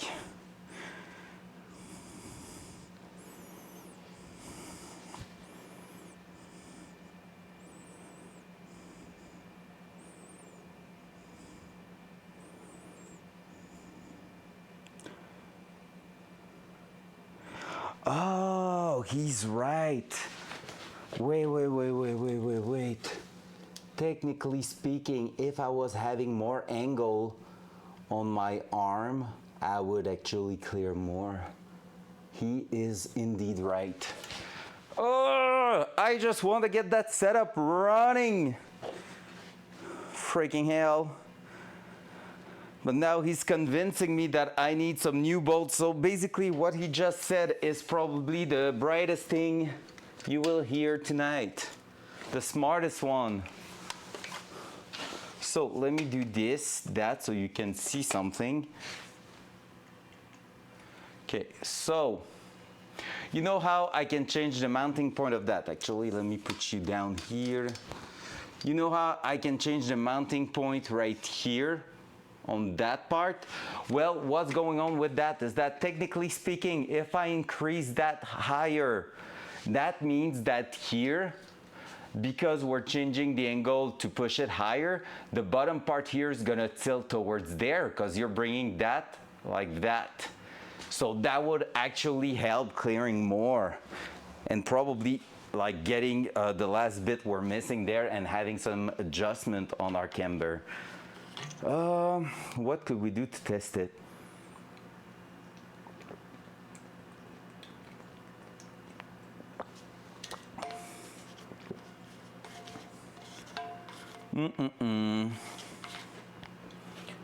Part of me is thinking that I could probably raise the car. So let me think out loud here. I could most likely go ahead, raise the car up in the air, undo my control arm over there. So like my attachment point here, remove the bolts that are in the way for it to be higher, and yeah, maybe get it in place. I could try that, honestly. Trying to get it in place, and from there, if it works, we're gonna have to buy some different bolts, because that will put more angle on that ball joint here, bringing that further away. And honestly, that could work. And that's exactly what my friend was saying. Like the reason we're doing all that is to figure out those issues, because with the spring in and everything, that's something that you will have figured out as you drive the car. So first time on the track, all you hear is and then you destroy your disc brake, your tires, and all that. So yep, let's bring it up. Front cam. Front cam. Little relief of the very busy picture there. Let's bring it up. We're gonna try that. We're gonna try to remove the highest bolt of the engine support, and then we're gonna go ahead and try to push and force our control arm to be at the highest level there and see what we get there. So right now we have like almost maximum camber. So that's a thing. Now we're gonna try to push it even further with maximum control arm angle.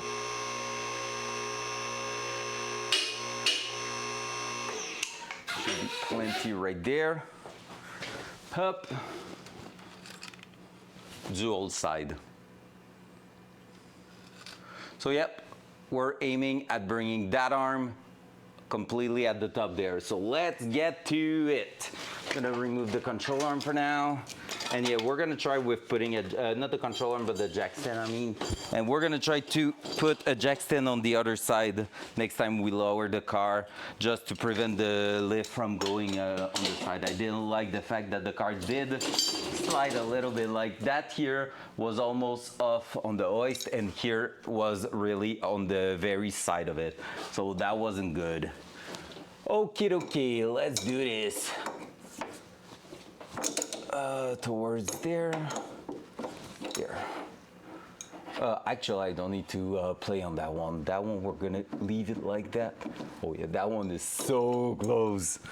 So close.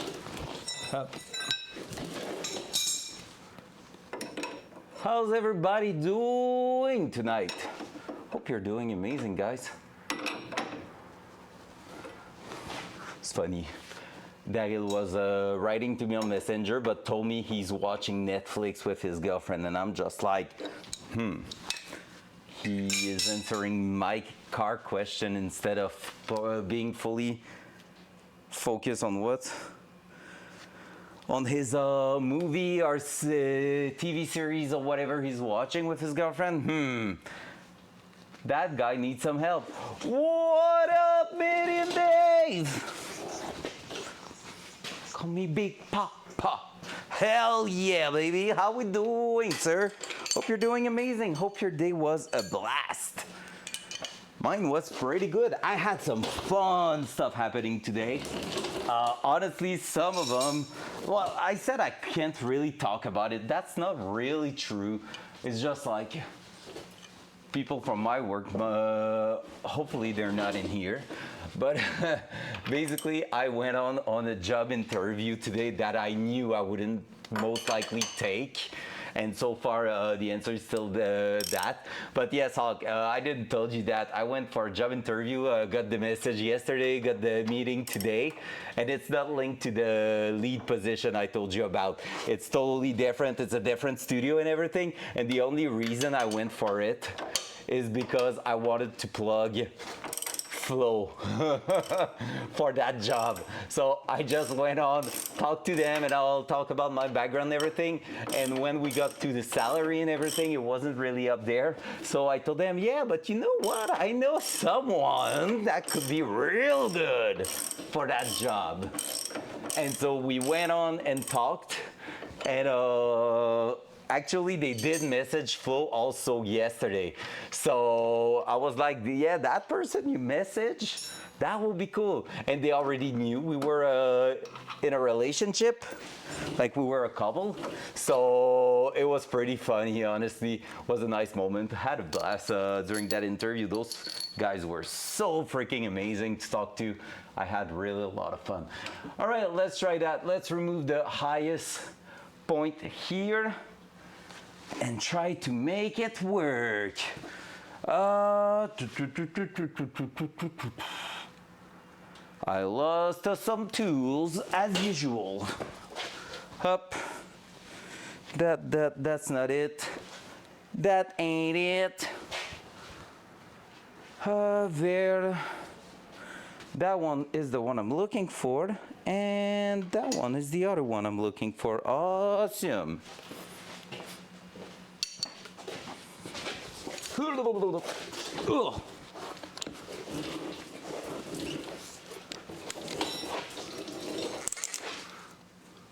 All right, can that work? If it does work, it's freaking amazing, because that means we have a solution now. Let me try to do that, just to gain a bit of place.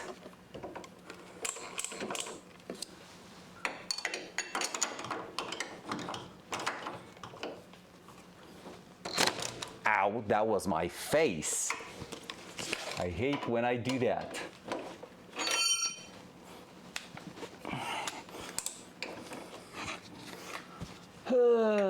Can I just get it in place and not drop that in my nuts? That would be cool.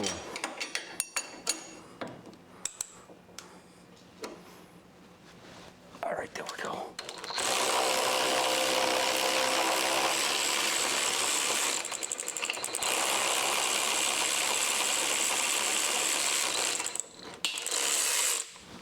All right, there's that.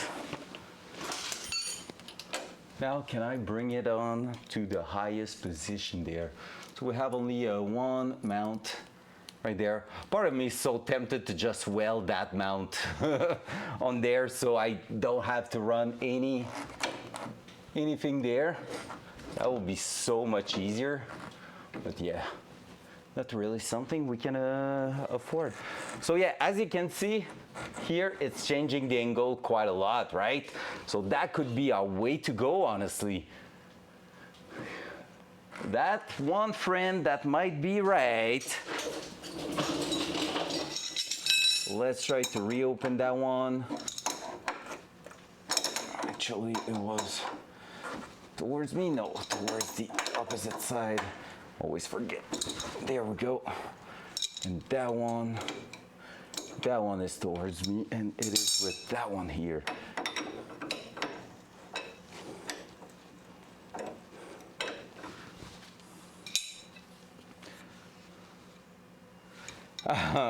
Yeah, but spend some time with your girlfriend.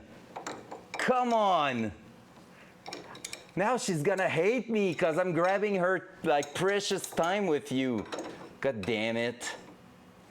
And I'm not telling you that I'm the best at that either. Like, I will be the first one to answer a car question on Messenger, but I just want to feel good and not feel bad about asking you question.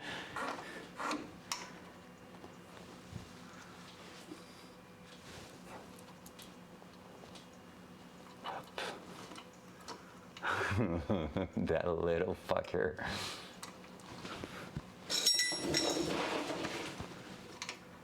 No, it's not about the question. I'm feeling bad. I'm feeling bad about the fact I'm grabbing time from your girlfriend to spend with you, you know?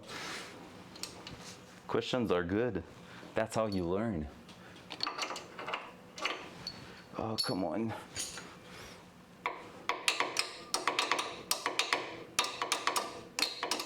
Come on, water.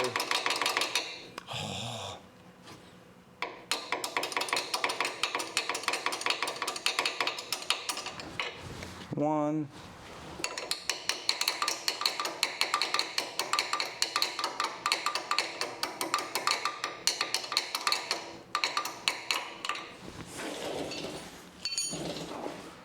How romantic.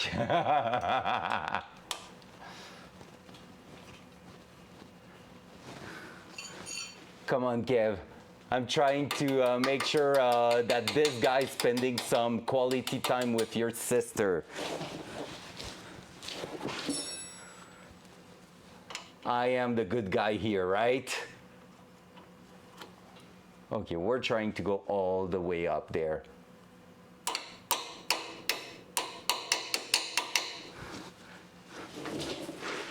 Oh. Mm-hmm. I think I have a date, guys. I think I do have a date now. My new sugar daddy. He's having a Mustang and all, like, you know, that guy has a Mustang. Definitely a sugar daddy. Ooh, woo, daddy. All right, there we go.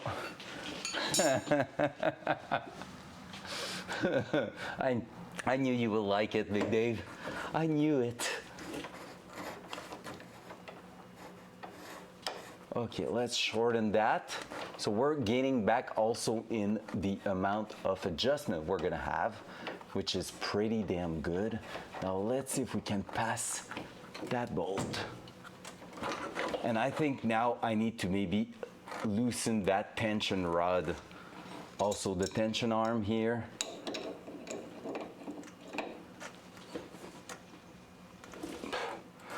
Is that towards me? Yep. Let's do it. We're modifying the entire geometry because that's how cool we are.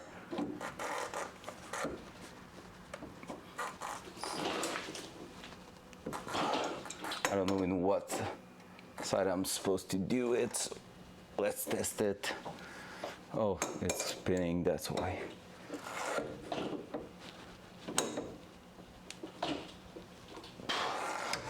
Oh, come on, man. Because that's definitely working at some extent. Like, I can see it there.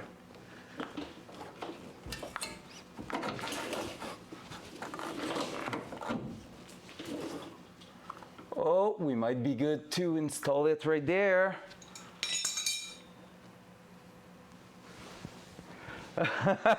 That's a bus. You just had the bus in here right now. Yep, looking good. Good work, sir. All right, going back in front of the TV. Yep. Classic.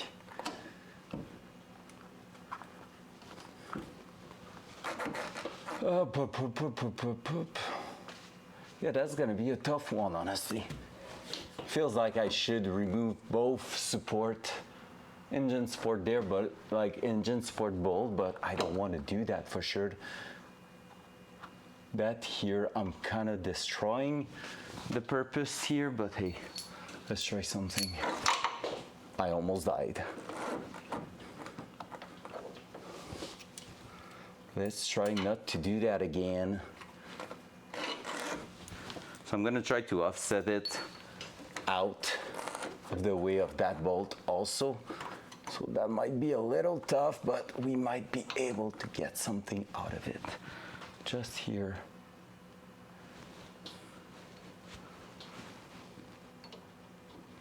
Just like that. Please stay in place. So I'm not saying this is the good way to do it, but we're gonna try to get it done.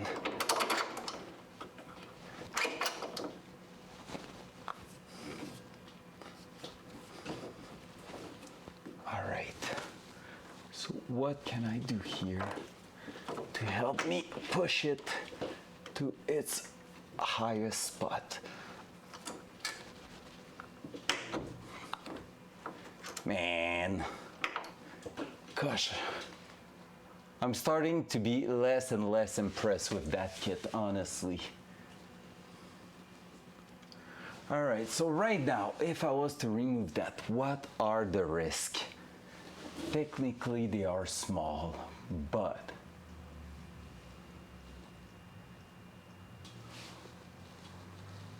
because I want to remove that and I need to make sure it doesn't slip out of there, because I cannot work with how it is made right now.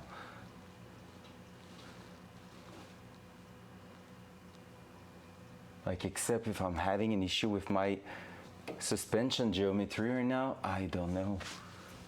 Oh, that's a tough question, and I thought that would be a simple night again. I've never been so wrong. Okay, let's do this. So that one we know where it's going. And do I have, is that a 22 mil also? No, bigger than that, of course. So what we're gonna do is this, that. Just gonna try to disconnect that one. I wanna see if I can get it to actually stay in one position, or actually move that one arm to get a better positioning. Man, that wrench is such a bad quality. That will be the other way around, I think. Yeah.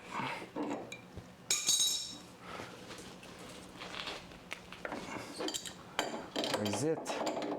If it's not.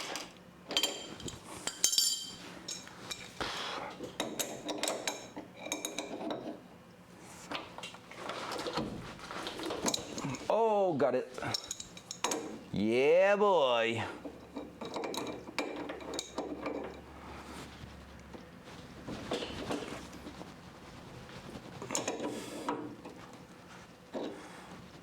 And I already forgot on what side. There you go.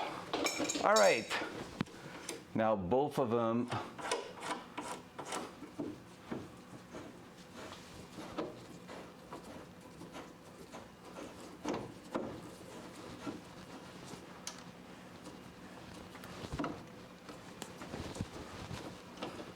Both of them are moving.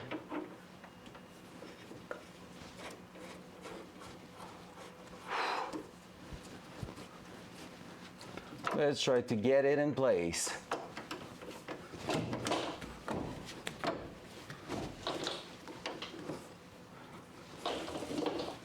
You know, it could also be that arm that was too long or something. Like, that's the crazy part. In suspension geometry world, it can be everything affecting everything. That's how crazy it is. So we're still hitting on that one. Well, like, technically speaking, I'm getting closer and closer.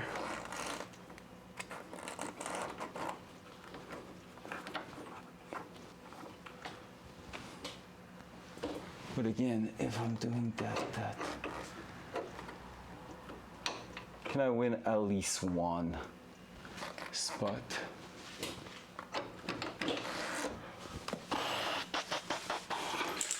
Gotta love it, guys. Honestly, gotta freaking love it. You cannot be doing a car like that without loving wrenching a little bit, right? Okay, prepare the OSHA right now. Well,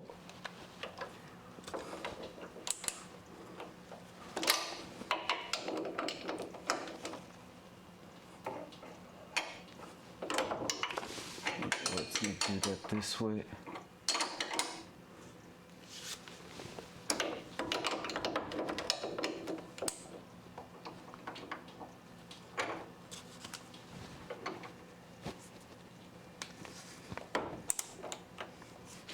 Okay, now is the moment where I need to really see super well what's going on there.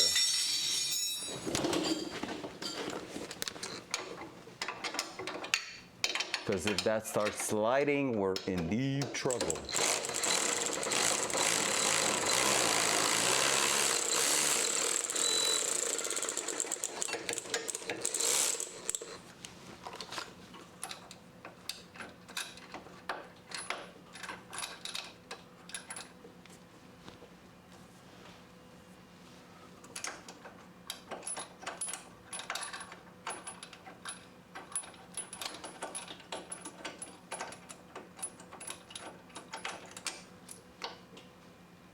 All right, so far so good. Let's try again. Man, that's sketchy.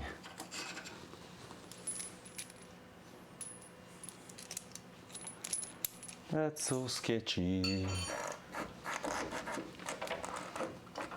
So basically right now, I can finally go ahead and say, hey, let's push that in place and try to make something happen here.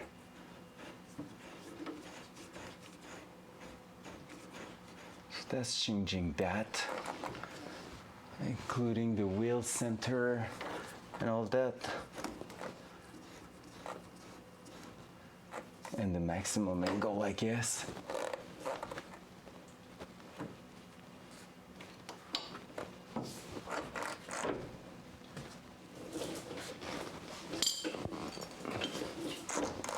Okay, so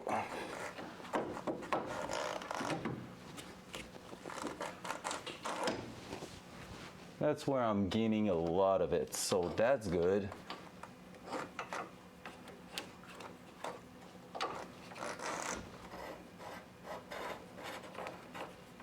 Let's bring that back in.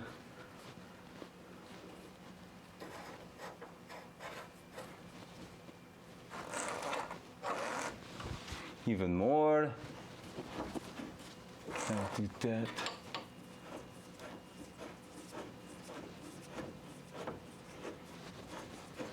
That's playing a lot with my caster, which I don't dislike because caster is a good thing to have. I kind of love it. Maybe I'm going too extreme though, but there we go.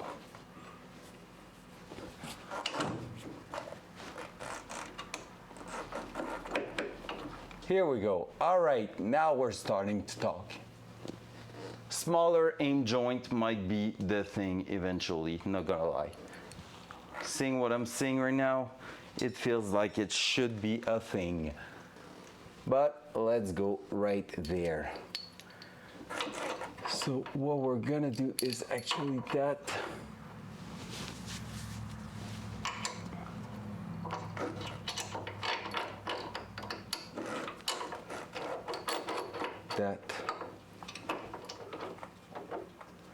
That we're about to get it for the first time. Only problem is our engine is fully disconnected. And that's kind of spooky. But that will be the first time it goes right up there.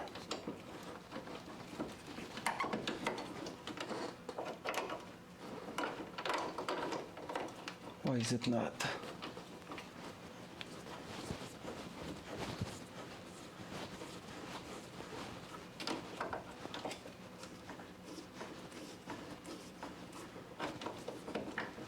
Oh, we're about to. Yeah, boy. First time at the highest spot. We're gonna be able to make some tests from there. All right. Boom. So like I said, only problem with that is that the actual engine support is fully disconnected, which isn't what I will call a great thing.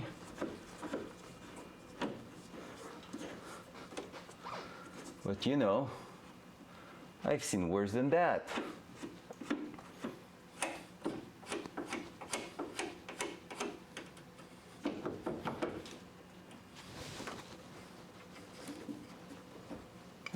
So let's go with just that for now.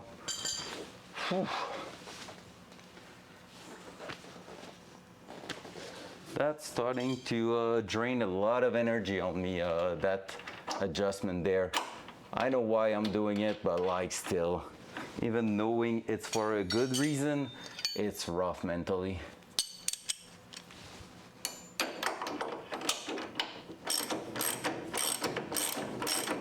Plus, I don't like removing the same bolts over and over again.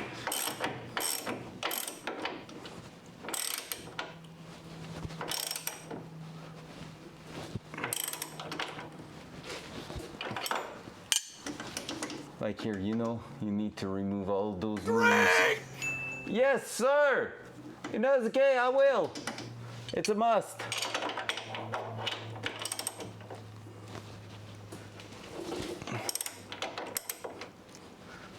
But part of me wanted to be beer, not gonna lie.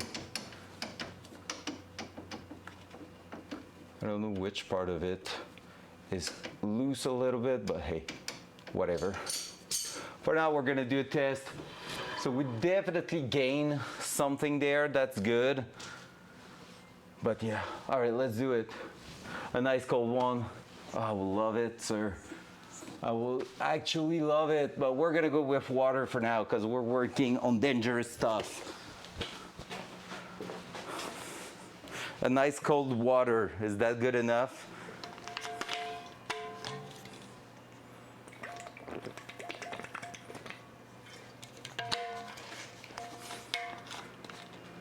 Oh, that's good. Thanks for that. All right, time to bring it down and do another test. So we're gonna go back to the wheel being here. So there's a loose in the coil. Well, in the control arm, I mean.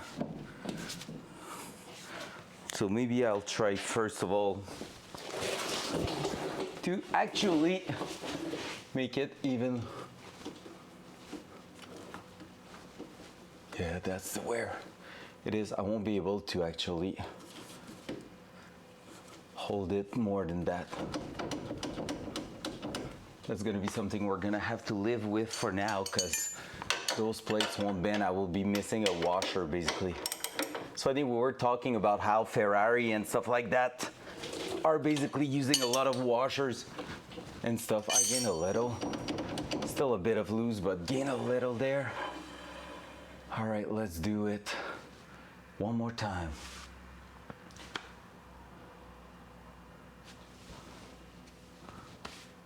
Oh, let's go. That's so cool, man. What time is it over there? Probably not as late as me. Okay, can we win enough there to make it work? Just remember, guys, if we hear a weird sound, it might be our engine going away, so we need to stop. Not stressful at all, right? When I say that like this. So let's do it. We're gonna bring that back down here. Just like that. Do I have marks there? No. So we're gonna do that. Gonna do this. We're gonna hope for the best. All right, let's release the car. 5:50 p.m. Oh, okay, yeah, it's not too bad. You're further down west than me, which is cool.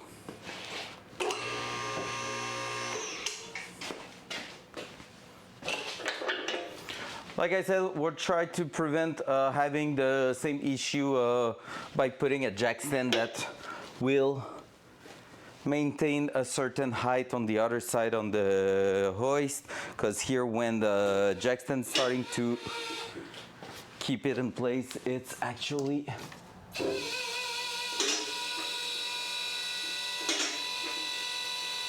not doing a great thing. So right there, like this, like so. Up. Go like that, like this.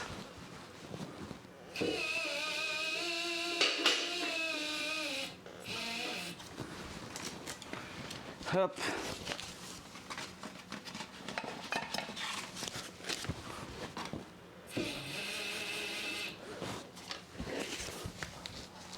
Apply.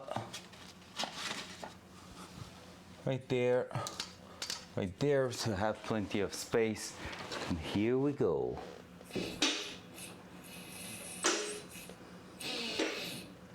Okay, from now on,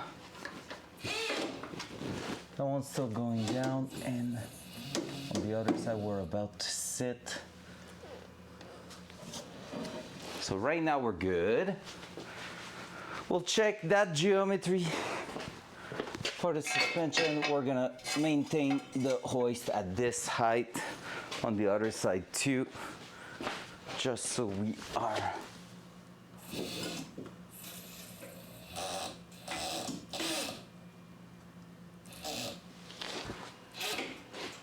I don't think it's liking it too much.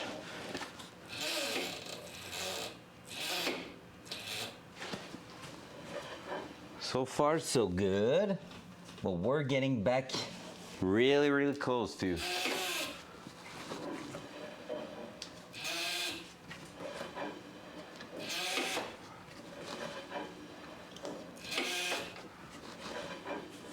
I think we might be gaining some right now.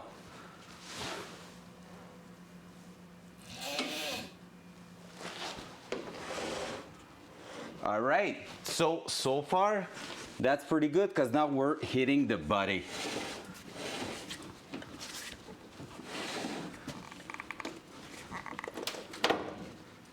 And just bend the body a little bit low. We're gonna raise it.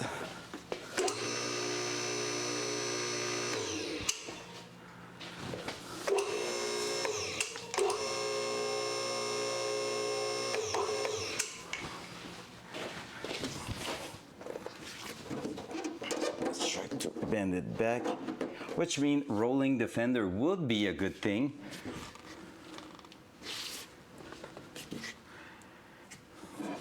So now, since we know that, see, it's hitting already here.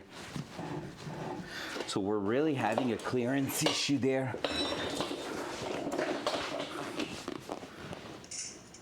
Cling, cling, cling. That's pretty much it. Hey, Mr. Pound, that's pretty much it. All right, so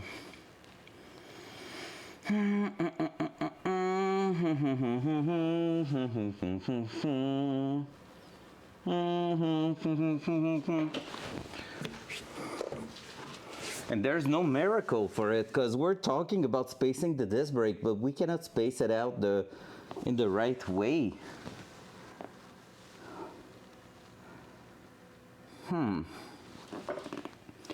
I can't say that we gain more or less just because based on what we have here. Okay, wait. We're gonna go another way here. So we know that now we have contact, right? We're not fully up in the air, and this is actually creating a problem. PST crew, yeah boy. That's basically my whole team. Not my whole team, but part of my team is PST also. So I'm really used to working with them. Okay, so here we are basically hitting, which isn't that great. So what we're gonna try is to play with that arm right here, because if that is the cause or the actual thing that can resolve that could be cool. Okay, wait, I need to remove the link kit right there. I'm always hitting on it at the minute. I'm gonna be destroying it. It's gonna do a huge clunk. No, not even. But here we're always sitting on the link kit actually, and the sway bar. That ain't good. Maybe I should disconnect it on the other side just to make sure we're actually neutral and able to maybe flip it in the air. Because that's for sure not helping. So now this is moving.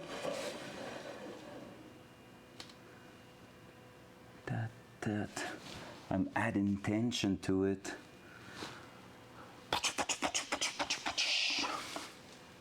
Which one is it? Which one is it? Let me check. It's you. Alrighty, let's go remove the control arm, the link kit on that other side there. I won't be able to show it to you really well, but you should see my face around there. So my ideal scenario here is to just basically go ahead, disconnect the sway bars, so that way I can basically do something. Oh my god, I need to remove everything. Oh, that ain't good, guys. That ain't good. What time is it right now? Not gonna lie, that's starting to piss me off a little bit. Because basically it's a lot of trial and error at the minute, and I cannot figure out which arm is doing what. Not that it is that hard to understand. That one here, you extend it, it moves back and forth the wheel based on the pivot point, which means it's gonna change also a little bit the toe in, toe out, and the caster based on where the actual chuck is going. So that's actually a nice one to have. Then the control arm will play a lot of like will be a big role in the camber. So that big one here that we're trying to fix there, it's a lot about the camber. Then to adjust the toe in, toe out, it's gonna be the tie rod right behind. So that's basically how that suspensions work. But yeah, we need to figure out how to clear every single part of it. I'm tempted to write to the company again, not gonna lie. Tempted to say, hey guys, is that normal that when I'm going into a locking position like that, your part here is touching with my disc brake? Because I'm pretty sure the idea there is that this is not an OEM disc brake, is way thicker, and just because of that it's sticking out a little bit too much for that arm, while an OEM disc will have been all Gucci and no problem.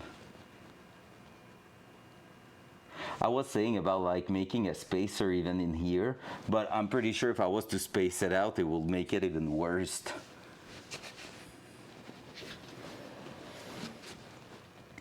Like right now, it feels like the disc could have been even bigger or something like that. I don't know. So hard to tell.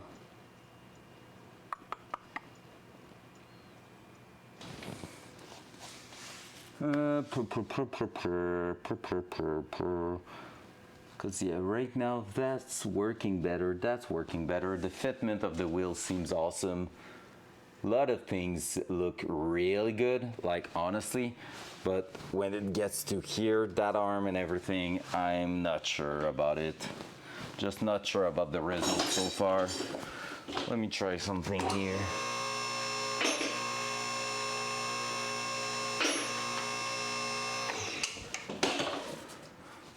Let's remove that, put that out of the way. Hup. Full lock. That's working. Now we're gonna try to just take a look at what that does if I'm moving it in and out. See if we're gaining anything.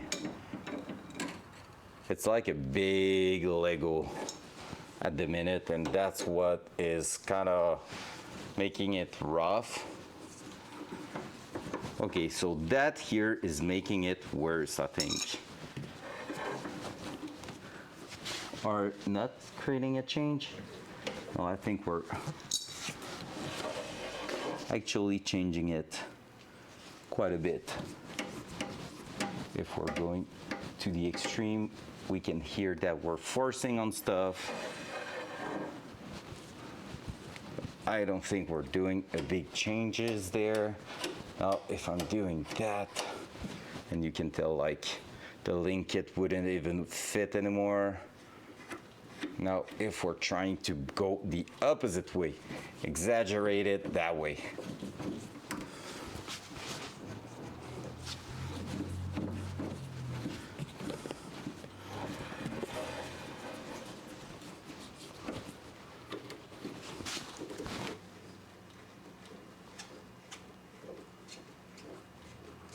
see if there's a moment where we're like, oh yeah, no, that's real good or that's real bad. So right now we're gaining a lot of angle, but we're hitting the link it real bad right now. So what I'm gonna do is release that. Look at me go on that link it with my 16 mil spanner.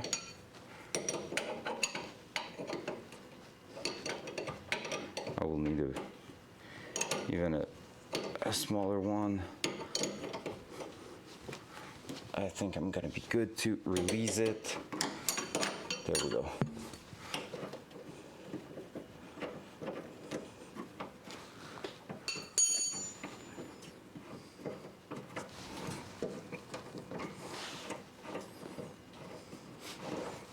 Boom. Nice one there. So now I can actually go ahead and really test it, because I will stop damaging the finish there.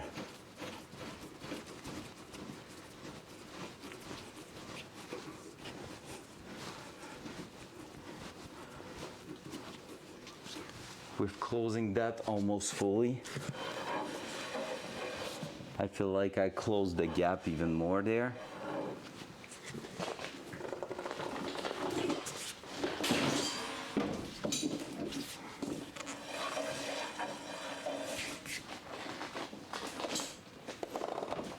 And now I cannot fit that there. I'm hitting the front. So I bring all the wheels toward the front. That ain't good. But you know what? We're still going to try it with the jack stand and see what it changes there. The only thing is we're gonna hit that, so I need to remove the link kit for real, for real.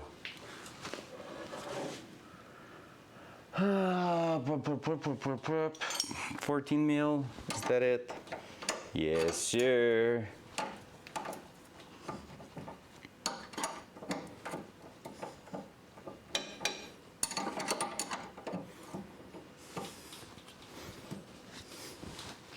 Okie dokie, and do I have a second 14 mil, please? No, would have been too easy. Would have been too easy. 14 mil, 14 mil, 14 mil. What are you, sir? 14 mil here. Boom. With you, it's gonna be done in no time, because I'm a lazy bastard. Thanks so much, guys, by the way, for being here. Appreciate the lurk. I know it's not the craziest, best stream in the world, because it is actually quite a boring task. But again, it goes with the purpose of showing every step of building a race car, and that involves sometimes some awful moments like that. And I say awful, the word is maybe a little strong there. It's just like, you're so close to driving the thing, and so it makes it so rough to stay focused to the task and like getting it done properly and all, you know? It's really all about that. Just keeping the focus there. Okay, no more link kit for now. Let's try to prevent damaging anything else in that card. So let's go ahead and see what that changes bring to us here. Because body panel, we can always fix that by cutting stuff. And that's a straight fact. So here, here, up.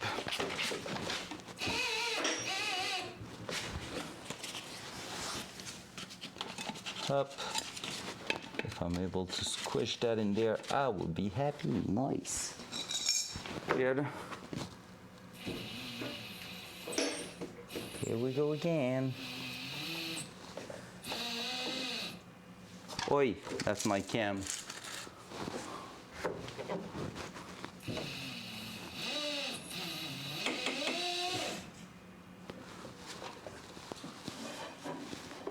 So far, so good. And not good anymore. All right. So we didn't gain anything from bringing that arm inside. Like nothing whatsoever. Camber was helping, that isn't.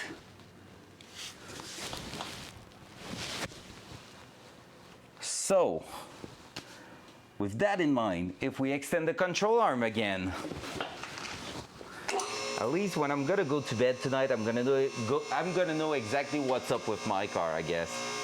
Well, I won't know exactly, but I will have a good idea of how to adjust everything, right? So, we're going back on those adjustments right here.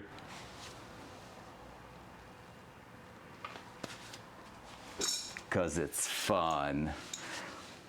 And who are you to say that, Mr. Old Volkswagen, sir? How you doing, username? I hope you're doing amazing, man. Crusty, it's not that bad. It's not perfect, and that's what makes it such a good project, you know? Damn right! Because I had the chance to either buy a new car, that will be something you could see everywhere on the street, like a BRZ, or maybe even a Supra, you know?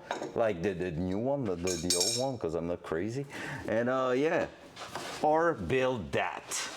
I made a decision and I love it. Even if I hate it right now, I love it in the end. I'm telling you that.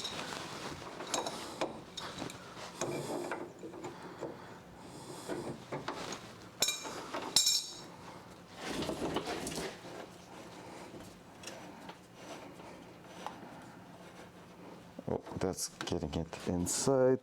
Let's add more camber, more length to that control arm actually.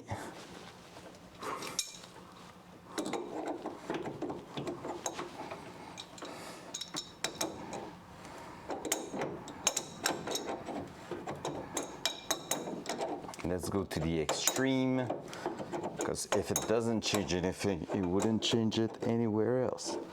All right, so that's a pretty damn long adjustment there.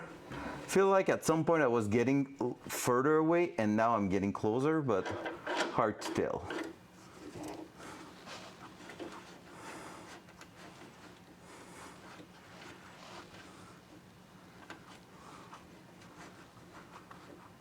Oh man, on what side I need to make that up.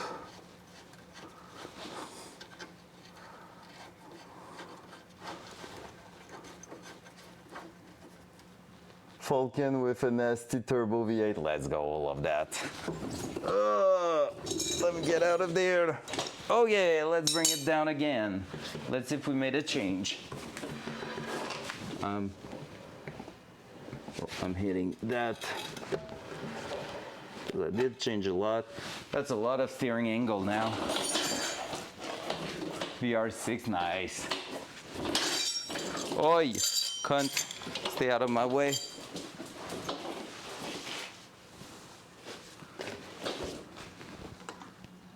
No V8, it's all good. I know that everyone loves a big old V8.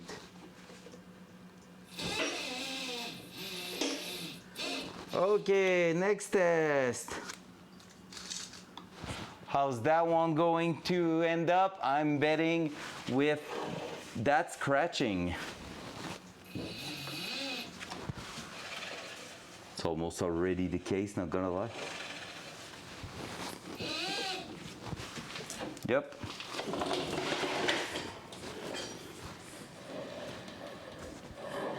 Kind of make it worse, extending the control arm there. Totally blocked. As soon as I'm going there, here we're good. And if I'm going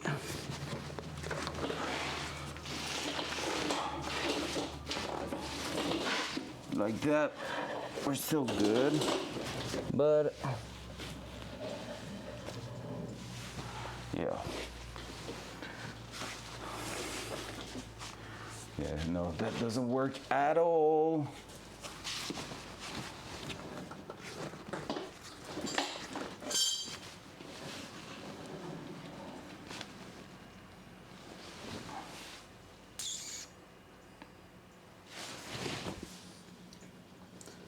All right, well, I'm not gonna lie, I'm out of ideas right there, so I might have to do a bunch of research.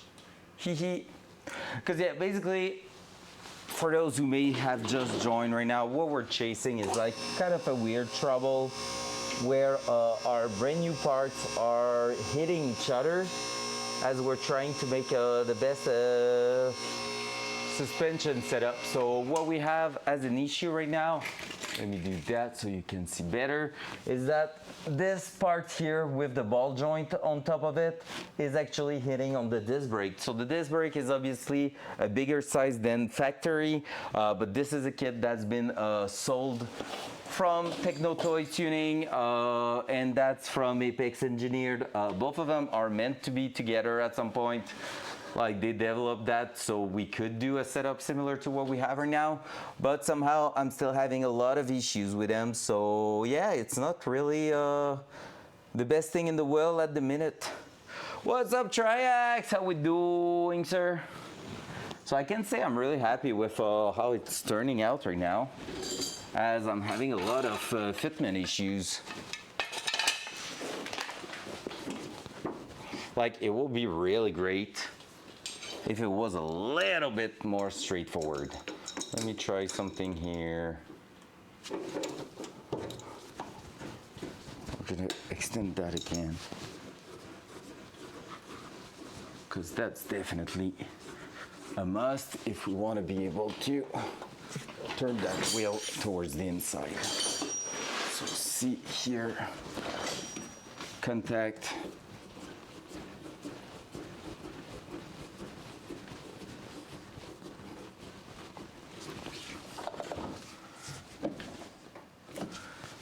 Here, if I want to really.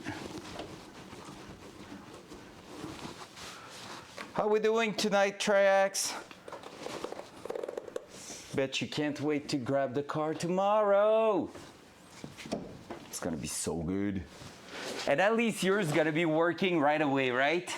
You won't be struggling adjusting a suspension or anything. That's kind of insane. A little bit pay to win.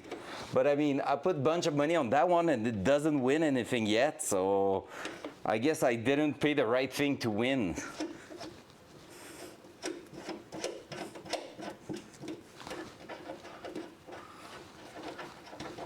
I think I got scammed.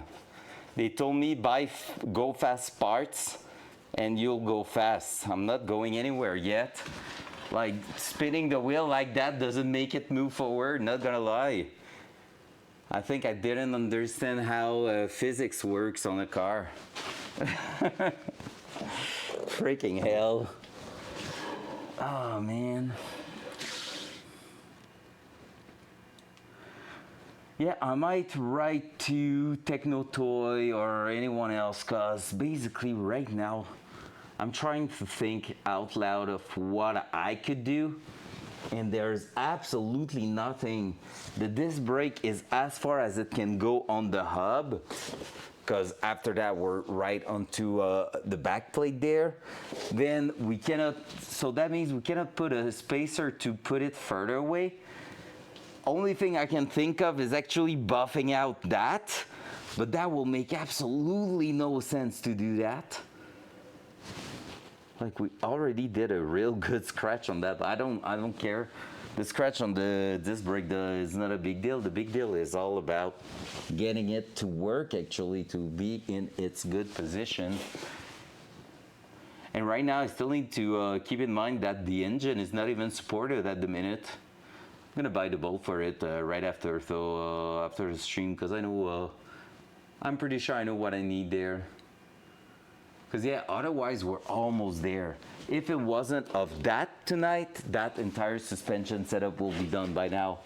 Because the worst we could have had is actual contact with the fenders and stuff, so we would have put it into a spot where it's not a big deal, and then probably pull the fenders and so have the possibility to actually manage that and deal with the wheel hitting anywhere else. So that wouldn't be a big deal. But yeah, right now that here is a big deal.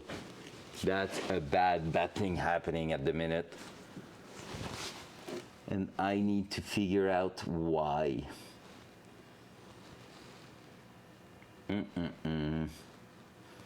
If I was to bring that, like, I need to figure out how I can make that whole part here stay further away from it, and that kind of do not make any sense.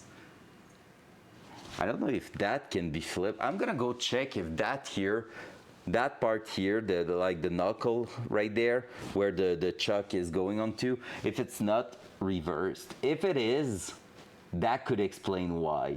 But I'm 99% sure it's not. But if it was the opposite way, technically that will push that away with that link kit being, that tie rod, I mean, being closer to us. It could change something there, but yeah, I'm not sure it's that. Should he made Sun Kang? Yeah, I'm pretty sure he will answer. Hey, yo, I'm a nobody from Quebec City. Would you like to come and test that? Yeah, I know he's a big Z-car. Two of the parts I wanted were delayed until late next week. The side step and the plastic cargo tray. Oh, that's a must-have, honestly. Send somebody from the dealer to my house with a loaner and then drop my truck back. Yo, that's actually sick, man. That's some good service.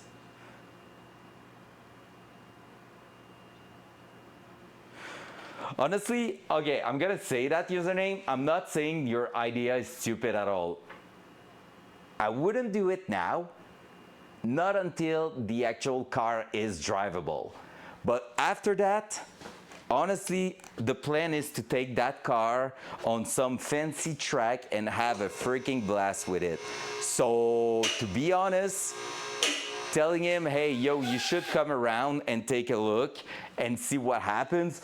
I mean, why the heck not? He could be actually entertained by that, especially if I'm going into the US. He could be like making a trip. Who knows? That will be freaking insane. Front cam. I think it's gonna be all for me tonight. Honestly, I'm exhausted thinking about all that, like breaking my brain cells on those problems is actually freaking exhausting mentally. I wanted that car to be out because technically on Saturday morning, I need to install some parts on my Mustang to make it a little bit more silence, a little bit quieter, because it is too loud. And because the Mustang is the new car, for those who don't know, it's the new winter beater I traded one of my car against that, and so yeah, I want to bring it maybe on stream and have a look around and install. First mod on it will be some OEM mufflers. That's not a mod you were usually hearing out, but yeah, the mufflers on it are pretty much inexistent, making it way too obnoxious to drive in the neighborhood. So I want to install two OEM mufflers on it just to bring the exhaust tone a little bit down. It got a full exhaust, so it's still gonna be loud, but it won't be as loud. So I have to do all those kind of little things on it. But yeah, I'm not sure when now, because technically speaking, I need to put back a coil spring on that car to make it work. Why do I feel like it's not level right now? But it is. But yeah, so I will need to put back the coil spring and everything to actually be able to drive it outside the garage. It's not that long to do. It's just that I'm gonna need to remove it after that if I want. So maybe I'm just gonna bring it as high in the air as I can and try to do the Mustang muffler in the garage driveway. We'll see. This is a little above, but I have referred a number of customers to them over the years. Oh, that's awesome.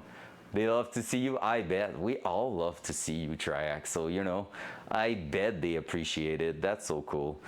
But yeah, so been quite a ride tonight. Still happy, bunch of progression with the car, but yeah, it's really starting to mess with my mind a little bit. Part of me will love to say, hey, all right, send it to a garage, just get it done, and that will be my friend's garage. But I don't think he will be really happy about me doing that. And honestly, I will feel like I wouldn't be that happy to do that also, because that's not the vibe of this project.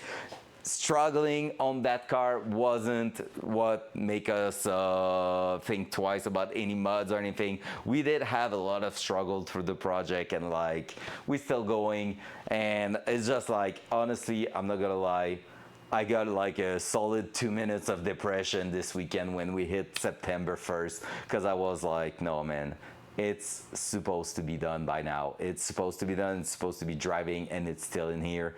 And that like kind of hurt a lot. It's motivation wise, it's rough. And there's a world where I'm not driving it before winter, and that scares me a lot. Yeah, no, I mean, he's not a reference, but in his case, he's not the one working on it. So it's about garage, it's about a bunch of things, and yeah, I don't want to be judgy or whatever. Like, I don't want to be judgmental or whatever. I think his car could have been done way faster based on a bunch of things, especially like the fact it was in the garage and they were just not working on it. Like at this point, you call day after day after day, and you just let them know you're gonna get paid, but like work on the freaking car.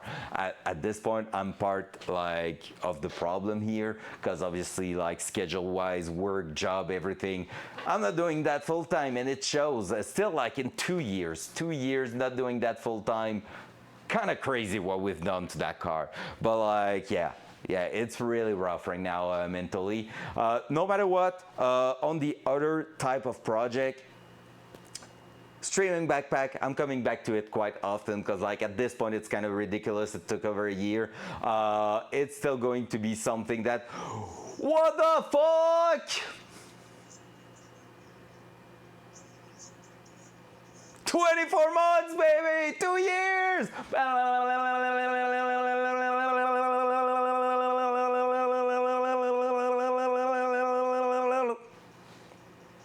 Wait for it. Oh, come on, Brian. Come on. L, L, L. It didn't even say bitch. What up, love with the raid? How you doing, love? How was your stream? You're gay. You're catching me right at the end of mine. I'm not gonna lie.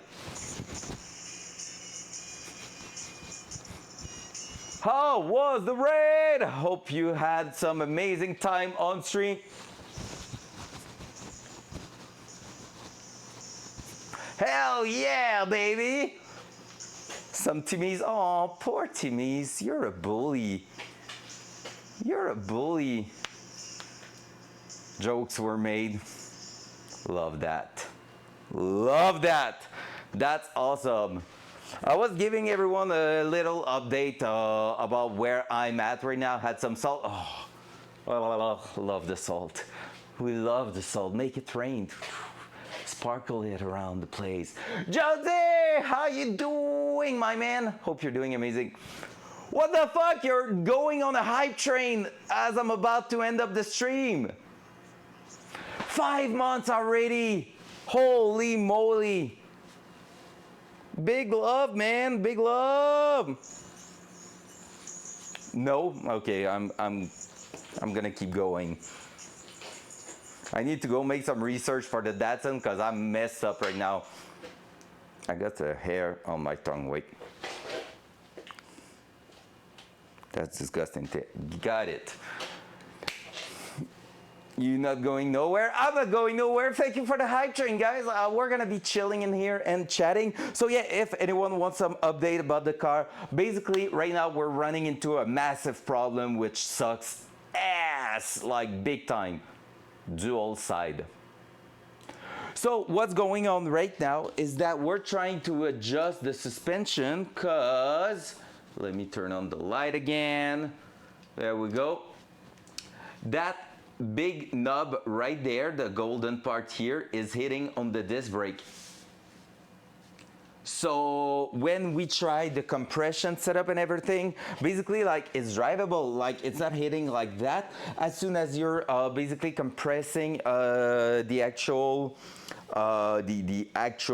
suspension, that way we're getting in a moment where it goes and hits the disc brake. Now we could argue that the wheel turned that way, technically speaking the weight will be on the other side and not on this side, so there's a lower chance of that happening, but still we're not supposed to see that. So 125 time lump, you're like the king of the hug in here. You're actually the best hugger I know. I think that's freaking beautiful. Thank you again so much for the 5 months, Jonesy, and thank you so much for 2 freaking years, Blue. That's mental. That's actually mental. It breaks my mind. But yeah, so basically Datsun wise, we got some progression, new spacer installed with brand new studs and everything. Everything's in place, everything actually looking great. We're probably gonna have to roll and pull the fenders on the car, not gonna lie, because at this point the wheel are maybe going to stick out a little bit at the front, but it's no big deal. We can do that. Otherwise, yeah, that issue is bothering us. We were able to gain a little bit more travel, but still we have like around, I would say, what, 25% of the chuck that cannot be used whatsoever. So that ain't too good. That being said, I just realized that technically speaking, if you're compressing the coil spring entirely, it's most likely leaving that exact amount out. Like you cannot physically compress the full thing. Well, yes, you could. If you're dropping it in place at the right, yeah, you could. So never mind. I'm talking shit right now.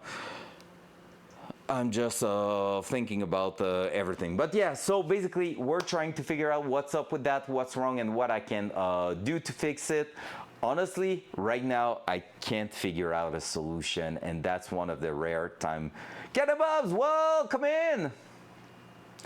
Talk that shit, hell yeah, at least while the hype train is on, because you never know what could happen on a hype train. So yeah, so basically, there's that. I was meant to to put back the suspension together tonight because I want to be able to work in the garage on another car on Saturday morning. Seems like I won't be able to do it, so that's a bit scary. But it's actually exactly that. Like, as I said, if we were to say, hey, yeah, but like with the wheel turned like that, you will never, you will never like actually put the suspension into compression like this, because technically it brings the weight to the other side, turning that way at high speed. But if you hit a bump or whatever, or like in a specific racetrack, you start going uphill, it could compress and makes the disc go basically scratch that part. So that ain't cool. Technologia. How we doing, Catabubs? I hope you're doing amazing. Thank you so much for stopping by and saying hello and everything. I appreciate it. So yeah, I'm gonna go check all the suspension 3D plans of like the entire setup and all that. We're gonna try to figure out what's wrong with it, because yeah, we gained the clearance we wanted with the coilover. We gained pretty much all of the things we needed here. It's really all about clearing out about, I would say, 5 millimeters. We only need 5 millimeters in there to be good. And we cannot get it at the minute, and that sucks. And honestly, I wonder if on the other side we are not okay so far. Because let me go check quickly. I do believe that the clearance is better on this side. No, it did scratch. So we have the exact same issue. Because yeah, again, technically speaking, I could leave it like that and we could be saying, hey, it's gonna scrub itself and the first disc is gonna be ruined in no time. But after that, it's gonna work. Like it's gonna remove the material it needs to remove. But yeah, so quite a hard time, quite a weird spot to be in. But yeah, I just want to get that car driving. Like I was saying, I went to a racetrack. I told you, Lump, but I went to a racetrack. Honestly, Lump, I have no clue how to fix it right now. I have no freaking clue, and that's what scares me the most. Like, usually I have an idea of where I'm going, but technically speaking, in a normal car, like a modern car, you could add a spacer to push that disc brake towards the wheel. So you could put a spacer right behind here, okay? Like behind right there, you could put a spacer, push it a little further. But the way those hubs are made, you cannot do it. So let me explain actually. Let me just turn that. I'm rolling. So I'm gonna try to show it. Yeah, kind of Bubs, you're gonna understand why. I may explain diagram. I could do that. Yeah, because we don't see shit there. All right, do I have even a paint thing in here? I'm not even sure. We need that. Are we up for the task here? All right, let's do it. Do I have a paint or whatever in here? Let me check that. We have paint. Oh my God, it's happening. You ain't ready, guys. TFG style drawing right now. Boop. Here we go. Okay, so basically, what color? Let's go in a beautiful blue color. Okay, those shortcut doesn't work from Photoshop. So basically, we have our chuck going down here, right? Then we have a part here on which we have the ball joint and everything. That was meant to be almost a straight line, so let me redo it. So we have that here going down there, and we have a block here actually bolted there. So we have our control arm with the ball joint right here, basically. Okay? Looks hot. Nice.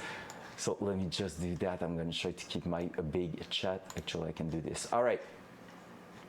So that control arm goes towards there. So that's the issue here because the disc brake is really, really close. So the disc brake, let's put it in red because it's the villain. It's going with a certain angle right around here. That's not close enough. Here we go. Whoop, whoop. Hey, that's a beautiful rectangular disc brake. I'm here, I'm down. Hell yeah. So the idea here, what's the issue is that disc brake here, if we were to look in the internal part of it, we're having like actually in a beautiful gold hat, because it's a two-part disc brake. So we have the hat here, and that hat goes on the hub. However, the way it's done is that here, that chuck and all that, just want to double check something here. It's going like this, and it is going like, okay, yeah, it's right on the chuck. So from the chuck here, we have something welded there that is making the spindle. I'm just realizing how bad it is in drawing. So we have the spindle doing that. Weird shape, I know. And we have our hub going on top of it. So the hub is basically a part going on top like this, like that, and that's where the issue is. You're gonna get it right there. So, bearings and nuts are basically, what color we haven't used? That one. So bearing and nuts are basically pushing in here and adding pressure towards that direction, which make that blue part pressed into that green part. Okay, we're good right there. The disc brake in itself, I know you love it, guys. Disc brake in itself is bolted here into that part like this. So because this is pushed like that and like this, I cannot add a spacer anywhere. there's 4 bolts like that, and because it's pushed like this with the top of the hat here on the hub, it means that if I was to put a spacer, it will need to be somewhere here, but here is impossible because it's basically pushed by that nuts here, and there's bearing in there that cannot be moved around. That needs to be like in that position there. And so the only spacer for moving the disc brake I could put will be here, but adding a spacer here will actually push it closer to that instead of further away. So we are kind of stuck there with that. Like the only way will be to basically increase the distance here, like cutting and adding that like a plate or something there, and that's not something I'm willing to do right now. That's absolutely not something I'm looking at doing, because it's actually awful to do. If I was to do that, I will need to make sure it's actually excessively strong. And the big difference is that on a normal car, you have basically the hub, so I'm gonna do it like a little bit sideways. So you have all your wheel stud coming out of here. So where, oh my God, that's awful. I don't want anyone to clip that.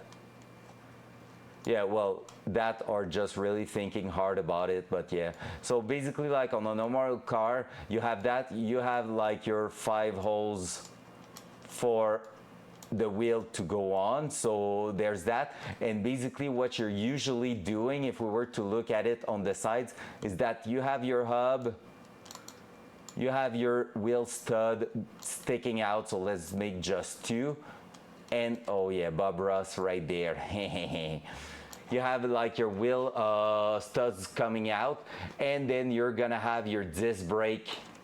Oh my God, that line was so beautiful at first, and it's at the bottom on the bench here. All right, let's do it like that. We're gonna cheat. Boom! You have like your disc brake going like that, so if we were to do it more proportional, it will be like this. And that means you can, technically speaking, add a spacer behind it. So you can actually go ahead and add a spacer somewhere in here, and actually push that further away, which would actually work, because technically speaking, the part on the Datsun will be around here, the one creating a problem there. So, well, actually more like here. So we could do that on a normal car, but the Datsun setup doesn't work like that because it's an old car, it's made differently, and so yeah, we're having that issue. Was that a good little paint session for you guys? Oh my God. Was that actually a good paint session? So yeah, we're stuck with that because basically the only place I have actual access to is bringing the disc brake closer to the problem, which is not good. All the hitters are here.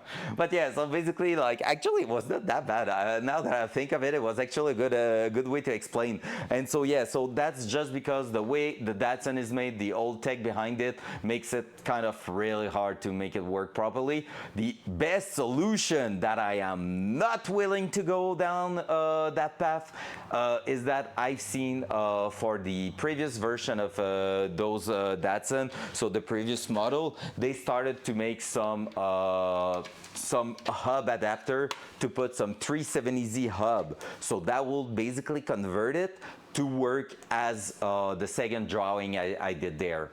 That technically would work, but that's probably also saying that everything else at the front of the car is not working anymore, including the wheels, because 370Z are actually 5 studs instead of 4. We have 4 studs on that. So wheels, disc brake, like everything that goes on top doesn't work anymore. I'm not willing to pay for new wheels and stuff, so I'm gonna find a different solution. Like I said, it's the big brake setup that's actually the issue. It's not even like the actual parts itself. It's a mismatch of parts, I think. I'm gonna message most likely the actual company that designed the control arm, and probably the one selling also the big brake setup, the Willwood setup, just to make sure, hey guys, what's up with that? because basically both of them are kind of working together. They're both developing their own parts, but when you look at Apex Engineer on all their picture, there's Techno Toys part on them, and the same goes around. So you know, they are both using pretty much the same type of part and everything, so it should be all right. So yeah, quite a little deception there on the end of the stream, but at the same time, you know what? It's part of building a race car. I feel like suspension setup, I knew from the start, was going to be quite a rough time, just because adjusting a suspension that's brand new with everything changed. It's not like I upgraded just the control arm or anything. I changed everything, and you know it. No matter the project you're starting, if you're actually going on and changing everything at once, you're gonna run into a bunch of problems. That was to be expected. If that's the only problem we're running into, it's actually not that bad. It's just like the lack of time right now before the end of summer, before the end of a good time, before the snow.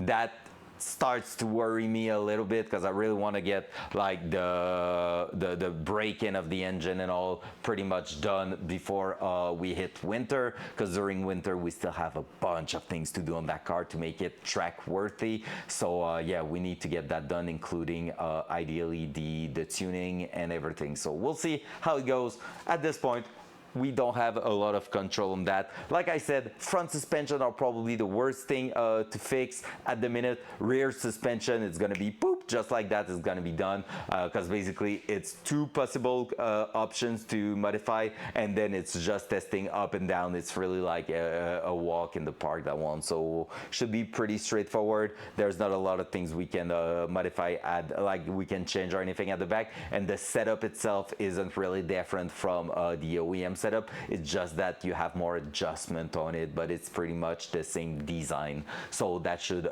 makes it way easier to adjust. So yeah, that's why we started with the front, knowing that we will run into some issues on this, guys. It is my time to go. It is my time to hit, first of all, a shower, and then chill a little bit before hitting the bed and thinking about all that. You know how it's gonna be. The hamster's still spinning real fast in there.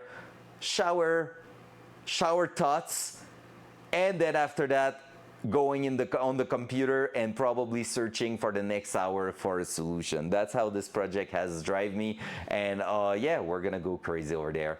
Love you all, chat. You're the most amazing people on the interweb. I love you all. Shower thoughts.